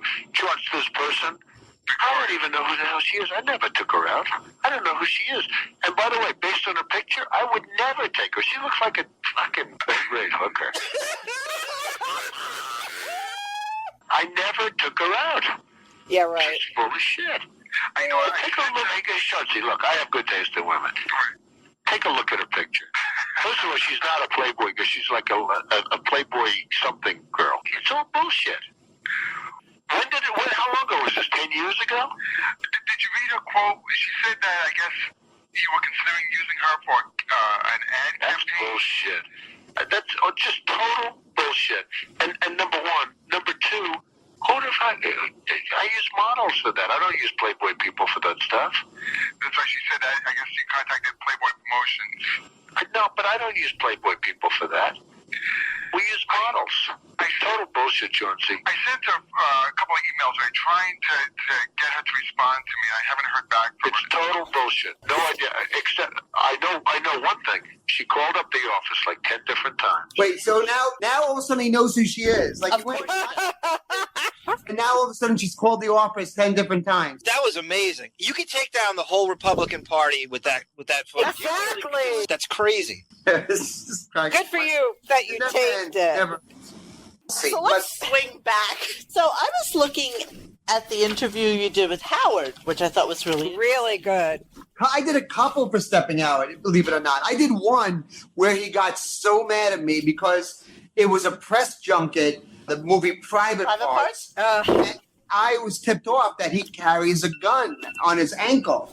Yes. And I brought it on up his during phony the press ankle. conference, and he went on the air the next morning. The first thing he said at 6 a.m., Chauncey is banned for the show for life. Oh, I didn't know that. I'm surprised he doesn't feel fat with the gun in his cankles. Really? No, he always carries. He's very afraid for his life. He's one of the few people I think needs one. Yeah, he does. But you know what? No, actually, I don't know if he does anymore. There was a time when he was so controversial, he pissed people off. I don't think anyone really gives a shit anymore. Continuing with your interview with Howard, got into the question about who was the first person to say the word divorce between him and Allison. I remember that, yeah. Yeah. And he got very contrite. He almost started crying. Honestly, I thought he was going to start crying. He took his glasses off. Oh, dear. He sat back in his chair, and that's when I knew this was something special. He could have turned it into a joke, but he stopped and he said, you know what? These questions are so damn good. I'm really going to do this interview, and I'm really going to answer them. That's why it was such a compelling interview. It was. Okay, his answer was, I don't remember. It was very mutual. I'll tell you that. Some people perceive it as, oh, you're the big shot on the radio who just wanted to go off. But we had gotten to the point where we were not seeing eye to eye on a bunch of things. So we tried for a long time to see eye to eye, and it just wasn't working. We both weren't happy. But I don't know if anybody used the word divorce. I'm sure somebody brought it up. We were in a marriage counseling and all that. I just don't remember who brought it up. So then you said, were you surprised that Allison got remarried as quickly as she did? And he was. Allison got remarried a year, almost to the date. Really? When he announced the separation? Wow. So Monique, where did she meet the new Jew? The new Jew worked in the garment center, I think. Very wealthy. Very wealthy. big Uber Jew. But the fact that she remarried within a year is a little interesting to me. Yeah. Maybe she was the one who was so unhappy with this, fucking basement troll who she lived with. Yeah. I don't think there's any question that Howard was screwing strippers while he was married to Allison. I think at that point, Howard was already living a separate life for a long time. Right, I think he was banging people. He was having this is when he was going to Scores and having all those parties. To actually physically remarry within a year of your divorce. Right. That means you have to be seeing this person. Oh, I agree. For at least a year, no? Good for her. Just a little portion of time before you realize that you want to remarry. And for such an egomaniac like Howard, it was like, boom, boom. Right. Oh, he was wounded. He was definitely wounded, I think, by Allison finding someone that quickly. He even said it. He said, yeah, I was shocked that she found someone so fast. But when do you think he actually started dating Beth? Because that's always been like a weird timeline to everybody. She auditioned for Son of a Beach. Right. So you want to say 98? Who she was. 99, I think. I'm going to say 98. You know what? She might have been. We see using the word date. I think a better word is when did he start screwing Beth? Right. I don't think they were together until a very long time from the time they met. I think Howard was still. Because you remember this, Angie Everhart. He was involved with her before he was involved with Beth. So at some point, you were talking about Beth with him. You said, does your relationship with Beth change the way you do the show? Are there topics you won't talk about now? Which is so fucking prophetic because he did change the show. That question was so far ahead of its time. Oh my God. So let me read what he said. Yeah, there are some things I might hold back. Then I'll forget about it, and a month later I'll do them. I have a problem with this. It's what ruins my relationships. The on-air topics come before any relationship. The radio is what comes first in my life. And then you said, what does that say about you? He said, which I love. It says that I need the love of millions, more than the love of one person. There's a sickness involved in that. You've got to understand it's a sickness when you've got to hold everybody to you like a magnet. That way of life can never be fulfilling. It's the comedian who looks at the one person in the audience not laughing. And then you went on to a whole Artie Lang thing, but I think it's really prophetic that his love for his audience was what he really wanted, needed, gravitated towards. I'll take it a step further. It wasn't... It's his narcissism. Exactly. Right. Not love for us. It's the monster that needs to be fed at all costs. Yeah. And Howard can only love Howard. Howard will only... I gotcha. If Howard wasn't a billionaire, Beth would not be with him. No. There's no question in my mind that Beth is with Howard because Howard is filthy rich. And it's a lifestyle that you cannot... How do you live that life? You can't replicate that. Living it? I don't think Beth is the Beth that I knew 15 years ago, 10 years ago. The Beth that exists today is part of the Stern machine, part of the Stern empire, and it's a very corrupting environment. Yes. there's no way I think Beth would be with Howard at this time had it not been for the lifestyle that she lived. In other words, if Howard lost everything tomorrow, would Beth still stay with him? I don't think so. I think when she met him, though, and everything is very sketchy and nebulous about that meeting time. Yeah. Like, it was some very, very wealthy man and his wife were hosting a party at whatever restaurant it was at. Mercer. I think. This woman invited a couple of her pretty girlfriends. And Howard was originally gravitating towards some other woman who was there that night. Huh? But then Beth came over and said, why the fuck is he talking to her? He should be, chatting me up. And he wound up gravitating towards her via Ralph. Yeah, because she was sitting with Ralph. Right. And they decided to have this long, ongoing conversation. Went till 3 or 4 in the morning. She left his apartment at that hour. And then he called her the next day to come back and watch some TV shows with him. The rest is history. That was right. Yeah. That's the Buckwald PR spin that he gives. Yeah.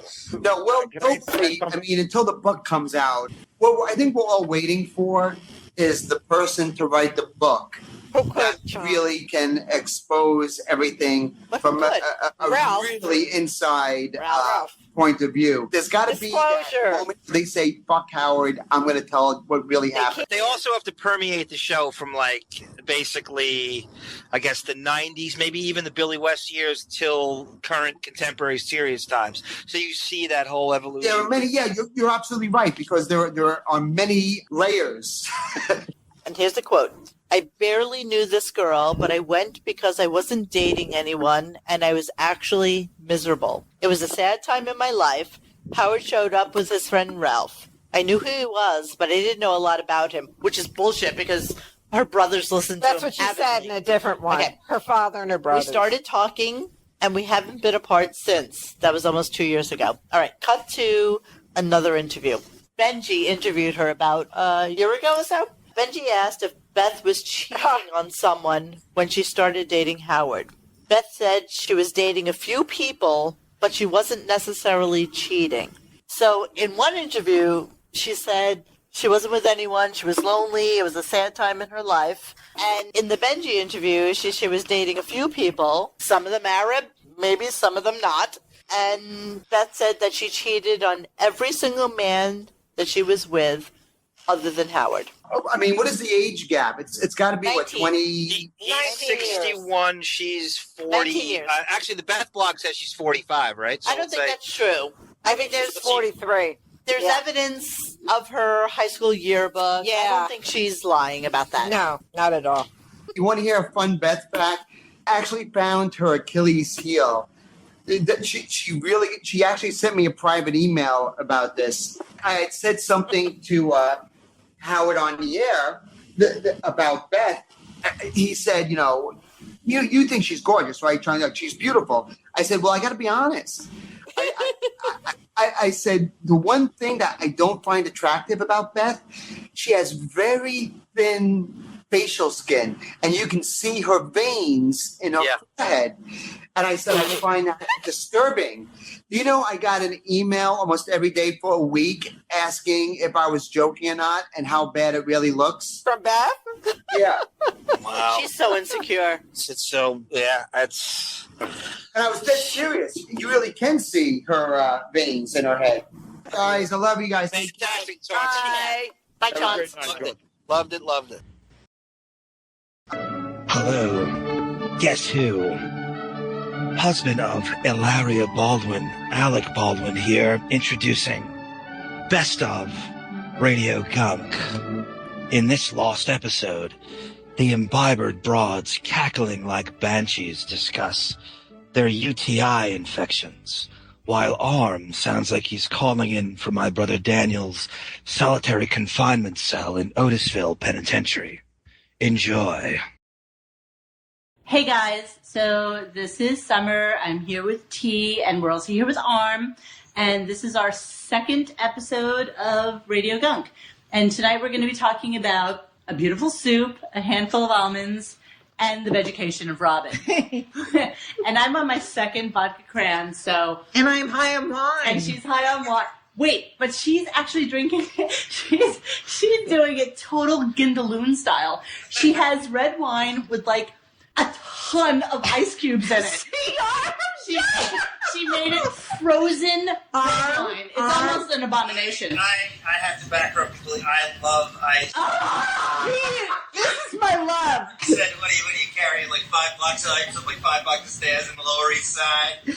I'm obsessed with ice. I put it in everything. I buy He backs me up. ice. Okay, I'm just going to tell you something. You know, people that crunch ice, they have actually proven that they are sexually frustrated. Exactly. Am I crunching? I'm just drinking wine. I'm not saying that you're crunching right now, but all I'm saying is that you have gone back to the freezer 17 times. All right. Drinking ice. And my loins are quivering when I hear John, so we both love ice. That is such a... arm. Yeah. That is such... Seriously, that's like in Pennsylvania at an Italian restaurant in the middle of Scranton. That's what they would drink. Well. Like frozen, cold, solid fucking wine. You know, there's a difference between putting ice in your wine and ice wine. Ice wine is a delicious, delectable treat. So is this. No, it's not. It's delicious and sweet, and John, it's late harvest grapes. You mean arm? That are pressed. You have to stop that. You have no idea how pretentious you sound right now. Yeah, really. I'm trying to sound pretentious. Arm and I love beautiful ice and our beautiful wine. Okay, fine. Whatever. So we want to talk about the manorexic. And, beautiful soup. Yeah, but you know what? Unfortunately, all three of us are I'm a little tipsy right now, so I can't really talk to the soup thing. All I can say is that how dare he promote, and all of you know that I have written to Mama Mancini like 17 times at this point, and my emails are actually getting rejected now because I wrote to them saying, how dare you promote Mama Mancini's meatballs on the Howard Stern show, knowing fully well that this man, I can guarantee you, has never had a fucking Mama Mancini meatball in the entirety.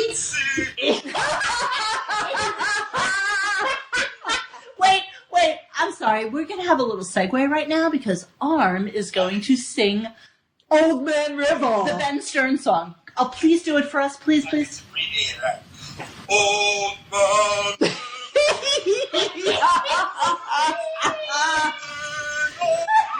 That's beautiful.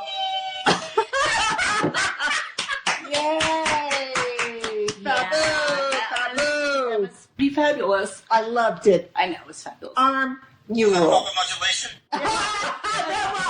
Told you not to be stupid, you moron. Guilty even referencing these things anymore. I feel like... No. It's perfectly fine. Let us just roll with it and we'll see where it goes. Yeah, because you know what? I'm not going to let the haters mess with us. Haters. You can't say haters, man. Haters.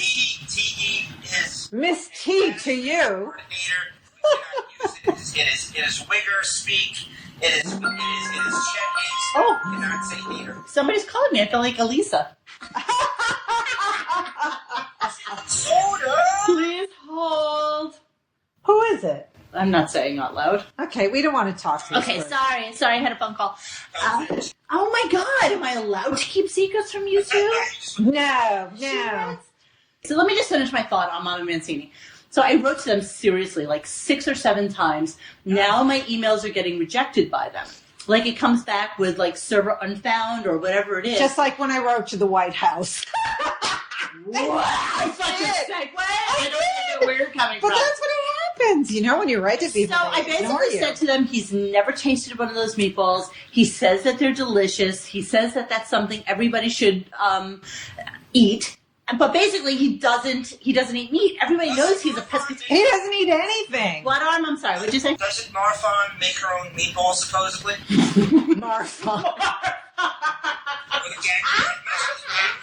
You cutie. So here's a little interesting tidbit. What tidbit? Well, you know that it wasn't Tutankhamun, but one of the Egyptian... Oh, dear me. Okay, so you just referenced the White House with some randomness. No. But they always say that the one that married Cleopatra and then went off on his own, and I can't remember his name, but he had Marfan's disease. It wasn't Tutankhamun. He was only like 12 No, when he it wasn't him. But anyway, he had Marfan's, and if you look him up online, it's like this bald head with this belly, and he's really skinny, and that you are 100% right, Arm, when you say Marfan's. But he was talking about Beppo. No, I know, same difference. Could you imagine those goddamn gangly Pittsburgh hands in a bowl full of egged out turkey chopped meat making meatballs? And she's emaciated. I'm sorry, the only thing she has ever made is the engagement chicken, and we all know this. That is the only recipe. I believe that 100%. Everything's a lie. I think that when she's not with him, which is probably 97% of the week, she's eating like a frozen pizza and having wine, or just having like. Remember he used to say that all she ate was candy. Yes. She never shit. Oh, please. Right? Until he heard her fart when she was running. Right. That she was never great. shit. And That was the original humble brag.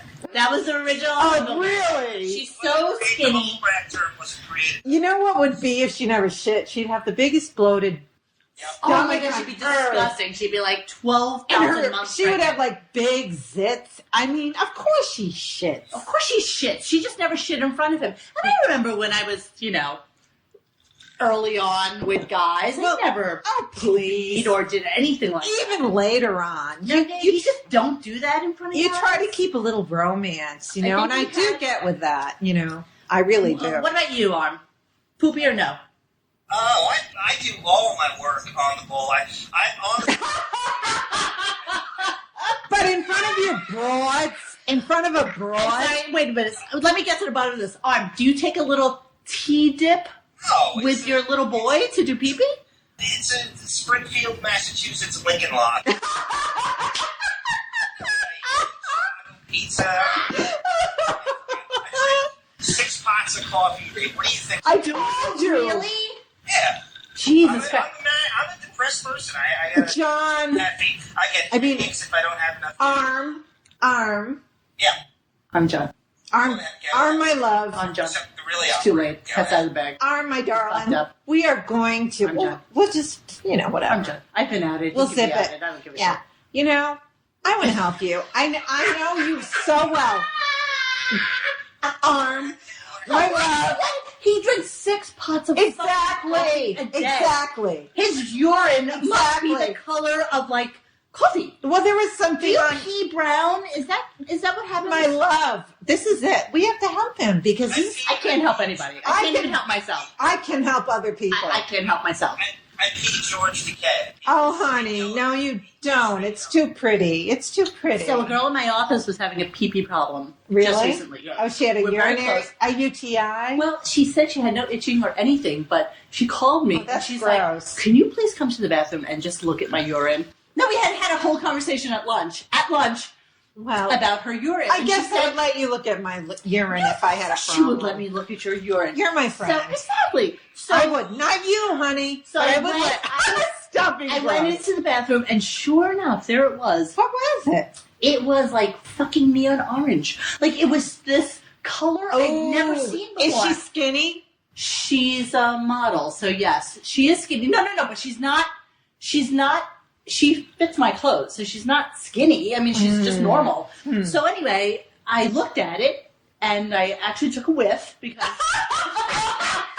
What a pal. I am such a good friend. Really? Because honestly, if you have a UTI, you know it's a little stink fest. And I'm like, Not mine. Mine smell like perfume. Honestly, I don't have smelly UTIs. Okay. So anyway, I went close to the toilet. I gave it a slight. Yeah. I was like, God, you have no smell. There's nothing going on. Are you sure you're drinking enough? Don't spit the wine out. Don't spit the ice wine out. Are you sure you're getting enough water? Or you definitely have a fucking infection. And as it is, I don't trust her husband, not for nothing. But I'm thinking that she has like this hidden little UTI thing going on. From her scummy So husband is she probably... drank tons of water. She Yeah. wound up getting a little clearer. Yeah. And you smelled it? No, there was no smell. Good. I'm glad. There was no asparagus, beets. I juice in the morning, and I usually have beets in my... I hate beets. They're so nasty. And seriously, when you go to the bathroom and do number 2, it looks like somebody assaulted you with a knife in the ass. Oh, that's horrible. Because... Thank God I hate beets. Your poopy kind of comes out with like this red hue, and then you forget that you had fucking beets in the morning. And then you panic. And all of a sudden you you panic and think you have you're ass dying. cancer. Yeah. Oh, my And you're God. dying. That's exactly right. So, let's swing this back around. I guess the point is with that. Yeah? Don't eat beets. They're nasty. I And know. they give you red Ass. feces. Yeah, no, they taste like dirt. But Yes. you know what? That's how I roll in the morning. My So- parents used to eat those. Those are like old people food. Michael said the best advice: don't eat vegetables ever. The guy couldn't look better. He couldn't speak. Oh, the picture of fucking health. Who? I don't even know what he looks like. Al Michaels. He's got that kind of wavy hair, and he's old. Doesn't he wear a wig? I don't know. He's admitted to having hair plugs. Is he Marv? He's admitted. Al Michaels. Hair plugs. He says he just likes the way he looks in them, and he's the most candid person there is. Good for him. I mean, He just owns it. He just owns it. I love that. All the time. I did a Dennis Miller prank call where I got Dennis to admit he has plugs, and then they talk about Howard's plugs. That was the last. I haven't posted that yet. When was you that? Gotta, honey. Was just before Miller's show got pulled off the air. So Can't stand that creep. He really is. No, I met him. I know him. He's a creep. Dennis Miller? Oh, yeah. I don't know anything about him. And I've never heard a good word about him. Exactly. And I met him years ago. I feel like I don't care. Well, I don't care either, but I'm just saying he's a creep. So can we swing this back around to how many people do you know who have had cancer and what about beautiful soup and kind of look like a manatee? Or and that's the theme of this week's show. So if you go to the podcast that has nothing to do with that place where we blog, and that place. No, be nice. Love that place. No, fuck that place. It's the place where we all know each other from. Oh, that is And a it's all good. blessing. So no, fuck that. It is. I'm sorry. Be nice. I'm nice. Can we say names of people? No, we can say names of people. I'm just not going to use the name of the website. No, it that we is know because at. that's where That's where how we know met. each other. That's where we met. La, la, la, Wow, I la, totally la, lost my train of thought. La, la, la. Okay, I'm going to talk about. What were we just? We're talking about beautiful soup. I'm going to talk about. No. Oh, that's what I was saying. So if you go to John Sterling and Nemo and Rabbit Gottfried and Cady and Scarlett O'Hara And Limo Rack. Oh, you're trying to get into Scarlett O'Hara's time out. So if you go to area here. Stop it, guys. Shush. If you go to RadioGunk, RadioGunk.com, and you look at this week's new podcast, you will see my lovely chop of Robin as a manatee. I love it. The Robin wig. Oh, that was a horrible wig. So can we just discuss for a quick second how somebody gains weight after chemo and is cold cured and is giving advice out. Well, that's the worst part of it. The meat lips on her to give advice to other people on children, marriage, obesity, food, anything, actually. Yeah, really. She's a personal chef, and she's looking like that. Is her personal chef? How do you possibly do that unless you're just downing like Haagen-Dazs is a real hacky reference, but I have to say it. Like Haagen-Dazs. Robin watches 90 hours. She watches every show that comes out. Awful shit, Justified. Burn Notice on USA. Could you imagine taking fitness and cardio advice from her? And eating. And eating Haagen-Dazs. No. All right. I'm going to discuss. Hello. Guess who? Alec Baldwin here, and another best of Radio Gunk, discussing another lost episode where all Monique had to do was simply hit the record button. Very similar to my brother William in Massapequa, who recorded Wilson Phillips' Hold On for One More Day. In this episode, this lost episode, Emperor Has New Caps was supposed to be their Fred Norris, their sound effects man, but to no avail. They bring in Dr. Ivan, formerly of the defunct Stern Fan Network, to discuss its demise, and their toolbox owner, Mutt. Enjoy. Or not enjoy, I might add, as it were. For a rousing hour and a half, chat was lost at sea like the hunt for Red October. It's always when you're like, you don't want it. I don't want to do this anymore. This is too much. I know. The show, Very we're done. sad. I'm so bummed. I'm so bummed. What are you talking about tonight? Yeah. Yes. I don't blame you. It's so depressing. I All know. right, It was so good. As, An hour and a half. I know. Emperor just said, like, we just try to do anything else. You're just going to dwell on So much. You said that. I say we should just press on and just. I said it, but you used the word, I'm a dweller. Yes, no, I am, and I think that's why. I think we all are. I think we all are dwellers. I'm We are very dwellers. sad. That totally bummed me out. Yeah, Totally. but even in my head, you think even the dwelling is sort of an interesting concept. I don't know. I find it. We're dwelling. I find anything that's a real emotion and that's tempering how you're interacting with the other people. I find that interesting, even if it's not necessarily, like a bit by bit funny, hitting the funny marks every couple seconds. It's still interesting to listen to. Well, you like conflict. I don't You want to Monique necessarily and give mud up wrestle. hope that you can recover something there. I had to restart everything. There was nothing there. I promise you. There's nothing What at do all. you mean? What do you mean? I had to restart everything? What does that mean? I shut everything down. Everything. Yeah. And it just restarted. Yeah, but And you now you're hit fine. save at some point. No, I did not. Where? Because there was nothing there. Honestly, there was no voice coming Yeah, out. if it never from recorded, there's nothing to recover really. No. There's no data. Oh, I'm so miserable. And why did it record me? Yeah, why? just That's weird. what I want to know. Just release that show. Yeah. Are you being I can't believe I can still muster a laugh up in this situation. What you do is you play that, and then we just kind of fill in the see if we can get Ivan back on, and then we'll fill in the non-TV parts. You can go home. You can just interplay with your tape. Shit. Just telling Cat Girl that we lost the whole show. Yeah. Oh my God. Sucker, I feel so man. bad. Ivan just started following us and said it was a great time tonight. Retweet that. He thinks we pranked him. It's Dr. Ivan, Stern Fan Network prank. Sorry, so Ivan. miserable. Oh my God. I've seen in the past Monique be totally sure something failed and she was able to recover it later on. But it's gone. She didn't save my voice. So I mean, I don't know. I listen to a lot of podcasts. All of them go through at least one episode like this where they lose an episode and they just, you know what I mean? I don't know. It happens a lot. They do, but when you Poor know that Ivan. you could have, I feel really bad. you just can never back shit up enough, it seems like. I mean, whether you have an external hard drive or whether you have... I have stuff that I thought was completely safe on some fucking external hard drive, and the thing just failed. And I'm like, what's the point of an external hard drive if that's going to fail, too? I'm so miserable, you guys. Seriously. I don't blame you. I think we all are. I think I'm very sad. I think we need to... Chris, are you there? Hey now.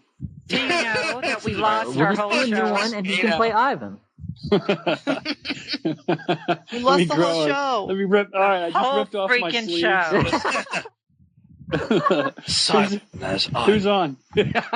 Nobody. We lost the whole show. Just me laughing and asking him if he's spirit can thick. Oh We no! lost the whole No. show. Who's on air right now? Oh, it's Nobody. just us. We're bummed. Just us nerds. I heard John, Grace, Monique, and I heard another voice. It's Emperor's New Caps. Hey, what's up, dude?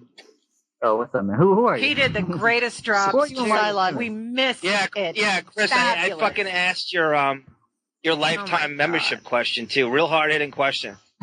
Some good stuff. It was really a good interview. I did. I quoted you and everything. I'm like, what happens to Cylon's $15 that Mudd owes? It sucks. We lost. God damn it. Well, to me, the most interesting thing was how combative he was with you, Arm. You guys were like even matched, I felt like. I was trying to. I didn't want to lob up softballs, and I felt like he was not truthful on a couple of subjects. I don't think he's truthful. He wasn't. I was thinking of that. Ed Torian, the lie detector. We should get Ed Torian on. He'd be a riot. Wouldn't he be? Is he still alive? Deceptive. It just seemed like his whole perspective might have been a little dated, like maybe like 2007, 2008. I couldn't tell what he still listened to and what. Yes, I get the vibe he stopped listening when kind of most of people stopped listening 2010 or 11 or whatever. It's the strangest thing because he still postures as this super fan. Yes. Well, he was saying how whenever you hear it's so weird to. I don't know what I believe and what I don't. But he was funny when he said about Benji, and he said when you hear a clever line or something funny. I haven't heard Howard say anything funny in I don't know how long. I know That's why it sounded dated to me. You beat me to that. I was going to word it differently, but that's exactly what I was going to say. And look, we missed this whole fucking thing. Well, Arm, I think you should try to with your Twitter account try to court that Frank Santopadre from Gilbert's show. What is that? Producer? He's the co-host actually. But he used to write wrote for Howard in like last year. Like where? Like wrote jokes for the news. It says on his website, and I remember it was posted on Dogs, and we're like, what joke? I should have said that. Like, here's the thing too: if Howard does say something, forget about it. It's just interesting. He doesn't have it's like Jason sending him lines. Like Jason's actually a funny dude. I used to actually laugh at him on Back Office Radio. There's a ton of people. Sal sending him shit. It's not just Benji. No, everyone sends him stuff. Well, have you ever seen like that one image that was posted where it was like it's during some like porn horror interview, like Benji. It showed Benji's like board to Howard, and it was literally like, right. Look hot. Take off your clothes. Yes, it was great. It was on. Somebody posted that on Dogs. It was a Howard TV screenshot. Like it just accidentally showed the monitor. They didn't want to show, and they got away from it real quick. And someone paused it, and he had to be prompted to ask him to tell him. Yes, it was like everything he's repetitiously said for like 3 decades. It was like written down. It was written for somebody else. He's so not clever. Hetero cliff notes. The most Neanderthal questions. He had to have them written down for him. Oh my God, that's pretty. Well, the beer can thick guy. I'm giving him credit for that. And also, how much money do you make? That's Howard's question. When we were going to do the week in review, I was going to bring up, he always makes fun of like Bobo for being like too prepared for having shit written out. I'm like, Howard, you got 50 people writing you material, like researching and writing you shit. If you watch those new Howard TV clips, well, I don't even know how. Someone brought that up. Like, what is this? But like, they post video of the show now again. Of like new shows, like Colbert was on there, and they had like video of it. But he literally, like, you can see him. He has the paper in front of him. Totally, they have been recording stuff for months since that shut down. So they're obviously they're stockpiling footage for something. Freaking believable. Here's what I'm thinking. I'm gonna do. I'm gonna tell Ivan the dog ate my homework, and we'll do it. Random live from Havana, where you are. Live from Florida. Yeah. Yeah, I wouldn't officially say anything until you know for sure, and you look at all the different. Gone, John. It's gone, John. See, if it is gone, though, we should record something right now because I really do feel like the sadness in your guys' voice is just. I don't want to hear that. You want Monique and I to beat each other up? I know. He's reveling in our misery. He loves I'm producing it. Here. So nothing got saved, Monique? No, nothing. Literally, all we got was Ray Stern cackle. And asking him if his beer can thick. And why is he Dr. Ivan? Yeah, just do it. He'll do it again for sure. I know. I can tell you what else he got to do. Stay another hour. He's got nothing to do. He's got nothing else to do. He's making gifts of himself with his sleeves ripped off. It was fun and original. He's doing it over. He's just like he's got a new pack of T-shirts. He's just removing sleeves. He is. He's wearing long sleeve shirts. He's grooming his goatee. His mandrake. I should have asked him if he manscaped. We called him Ming the Merciless. Ming the Merciless from Flash Gordon. I love how Silent calls everybody nerds, but he knows exactly what that reference is. Of course he does. He's a big nerd. Look Closet at his- nerd. Do you want silence? Come on. Guys, what do we do? God, Monique, I'm with you. I'm so fucking melancholy Me right too. now. I am very melancholy. What about the baby. kitties? What about the kitties. cat girl and the Pussies. kitties, Monique? Fuck the pussies. What? So we're just going to swear, reschedule the I'm sorry. entire show, like the what else would it pull? Oh, the Yoda bit. Yes. Yoda bit. All that other stuff can be incorporated with a new guest, but we can't just go to Ivan again and try That to sucks. reenact that. It'll just feel so forced. I'm telling you. We had such a good time. Maybe It give was you such guys a break, so it's like I don't know, like You'll a be couple asking shows the off. same question, and you'll be like, ugh. I thought it was such a good interview. I really It did. was. It was. Fucker. It's all my fault. Oh, come on. You know, the Monique. one fucking time I don't test the goddamn audio. She didn't test. We got to test. Let's just, as a united front here, Yes. think of what lie we're going to say to Ivan so that he'll come back on when we're a little bit regrouped. You know, it was very organic the to tell truth him is- about is- the shit. He'll just do it, Monique. Monique. He'll just do it. He was You on know, Freecast Dale, several it's times. not that different. you He really will. Come on. I got Just the vibe. different, though. Looking No, to I have talk no to you. doubt he'll do it, but do we have the energy to reenact that again? I know. Well, we and won't look, and reenact look it. We'll authentic. I feel so drained Me to have to too. do that a second time. Ugh. Give it a couple days, and you'll Yeah, that's what you'll I'm saying. revitalize it. No, like Chris, you have to you got to fake enthusiasm and try to I know. And You'll like a be new all right. question that we haven't but then heard make before. that part of the show. Like you're pissed that you got to keep retreading this crap that we got to talk about. That's It's our him boy. that I thought was Cat Girl. I love her, Em. Go, Oh, Em. yeah. Go, Em. That's what I'm Go. saying. He said It wasn't my laugh. you like my voice, and I'm like, did my faggy voice? I thought you were Cat From that laugh. Yeah, From girl, that like- laugh, dude. Oh my God! I knew that was Em. No, I didn't. Call her Monique Quasha. Oh my God. Straight to hell. I knew it was you, darling. Okay. Oh, Jesus Christ. Well, you know, you could border on a lesbian, honestly. No, that girl has a deeper voice. Yeah, She's she like does. Darth Vader compared to me. Are you kidding me? She's like a fun voice. She has a nice lesbo ass. My voice is way higher than It is. I think would it is, never actually. have confused you for Cat Girl. What do we do? I need to know what we're doing. I Because don't I'm know not, what I'm we're done. I'm done for It's tonight. 10 I'm not o'clock. doing it. yeah. If you're done, just cash it. If you're done, cashing. we're done. Then I guess I don't know.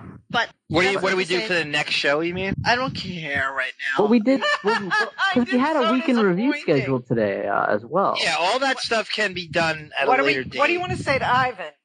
I don't know. Do you want to say your husband messed Just with tell him what something happened. He'll be fine. He's not gonna. He He's really not gonna. will You don't have to lie to him. He's not. No, gonna no, give no. a shit. Of course he's going to be fine, but it won't nearly be as fun to read to second him the shit time. emails that people have sent No, me. no, I agree with that. I'm not Get sure a you new- should even go. I'm not sure you should even go down that road. I think No, it's really yeah, we tough have, to like, recreate that energy. Prep a Again. new stuff we didn't talk about. Like, don't try to recreate what. Like, of course, that's going to be depressing. But just do what. You can go You into all have the to go Photoshop. You can somewhere go into all else. the shops. You got to that go made with it a up. lot of the We stuff did we though. We talked went into about. everything. All right. Yeah, It was fun, and he was good. There's almost it was nothing. great.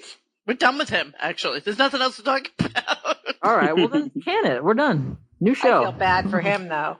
I know. He was so excited. He just tweeted. Ugh. And he had fun. And Retweet him. Give the boy a retweet. You fucking retweet him. I'll favorite him as well. that's your job. Exactly. Come on, Em. Not lately. Exactly. You've not really been keeping up your end Come of the on, bargain. I got a Gilbert retweet like first week out. And then that's it. Yeah, that's Never pretty turn good. bright and fade fast. No point trying. Monique. All right.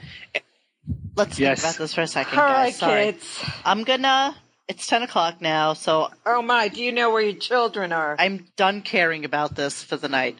I'm going to tell Ivan that I have a virus on my system and we have That's to do the it best again. thing to say. And then we'll just regroup We'll figure it out. I have plenty of more assholeian things to say about Ivan. Yeah, you're making funny again. The only feeling this is like is when you did like this huge research paper. I know, for something, exactly. And you had a power at, you didn't hit save. Yeah. Save. I've done that. It's like best book. Yeah, I said now save as. Yeah, so it got embedded in a Lotus note. Maybe that's where it is. That's your Lotus Exactly note it. It says your Lotus note. Yeah. That's got. Oh, God. Right now, we just did a half hour of just bullshit. Right now. Crying and sighing. You'll be fine. Yeah. The guy who shouldn't have changed systems was Fred, because he was way quicker with the carts than he was when he was all digital. Well, now we can't do carts anymore. He doesn't even can't pay do, attention to the show. He doesn't care anymore. Yeah. Lotus notes. He's phoning it in. I'm going to hang up on you 100%. Guys. This was a lovely minutes of nothing that we just did. I'll save this for the best of show. Save it, yeah. Please don't. I'm sorry, Emperor Gat Girl. The Gat Girl comments are precisely why I don't really not into depending on my career. I knew you I'm were well not aware Gat of what Girl. I sound like. I knew you were Gat Girl? I knew he was not. I'm like, where was Gat Girl? Where is she getting Gat Girl Why from? do you think I asked who's all on the line here? I thought I heard That's 5 voices. bad. I thought I heard 6 voices. You're bad. Gat Girl. All right. Well, we'll regroup. I'll send Ivan an I'm email. totally bummed. Tell him that we fucked up. Holy heartbreak, as Batman would say. Or Robin said when he found out. I don't want to talk about this anymore. Batman found 20 out. I don't care about that. Miss Kid I got Catwoman. Goodbye. I'm hanging up on all of them. Oh, Monique. That's just life. Yeah, I'm over it. All right, I'm recording. So whenever you're ready. You want me to read the Alec biography paragraph? Yeah, where do you want to put that? We'll put it in the beginning? Wherever you want. You can chop it up and throw it wherever you want. All right, go for it. Okay, ready. I'm just trying to look for the starting point here. Hello. Guess who? The raven-haired, slovenly let me start again. Hello. Guess who? The raven-haired, swaddily handsome and prolific actor Alec Baldwin was born on April 3rd, 1958 in Massapequa, New York, and is the oldest and easily the best known of the 4 Baldwin brothers in the acting business. The other Baldwins, Stephen, William, and Daniel, are insignificant. Baldwin is the son of Carol Newcomb and Alexander Ray Baldwin, Jr., who was a high school teacher and football coach. He is English, Irish, French, Scottish, and German descent. Alec burst onto the TV scene early in the 1980s with appearances on several series, including The Doctors, Knots Landing, before scoring feature film roles in Forever, Lulu, Beetlejuice, Working Girl, Married to the Mob, and Talk Radio. Okay, that's good. Fabulous.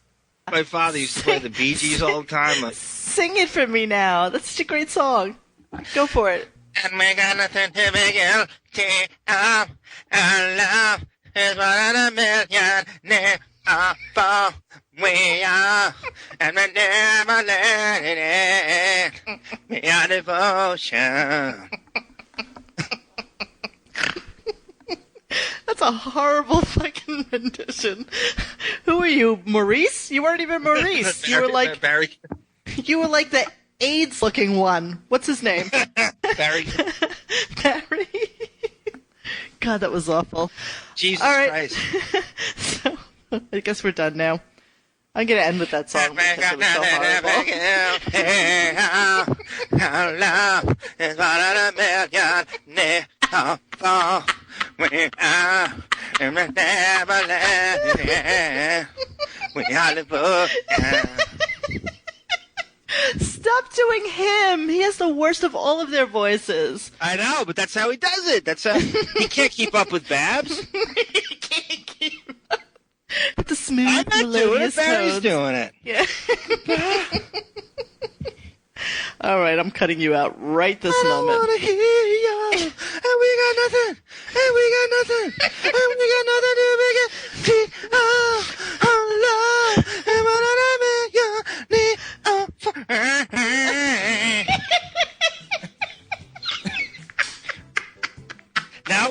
to that whole duet they did. They do a few songs. I'm gonna play us out with that after our stupid sad session that we had. What was that other one they did? It's more gravitas to it. You are so recorded at this moment. There's not a shot in hell that you get to do another song. Guilty is perfect to end our fucking shitfest recording. How bad we sucked. I'm stopping this right this second. You are not allowed to do another song. Hey guys, thanks for hanging with us tonight. Please join us for any further discussion at RadioGunk.com in the forum section. Follow us on Instagram and Twitter at RadioGunk. And don't forget to like this and subscribe to us and hit that little bell so you know when we're doing a new show. Thanks.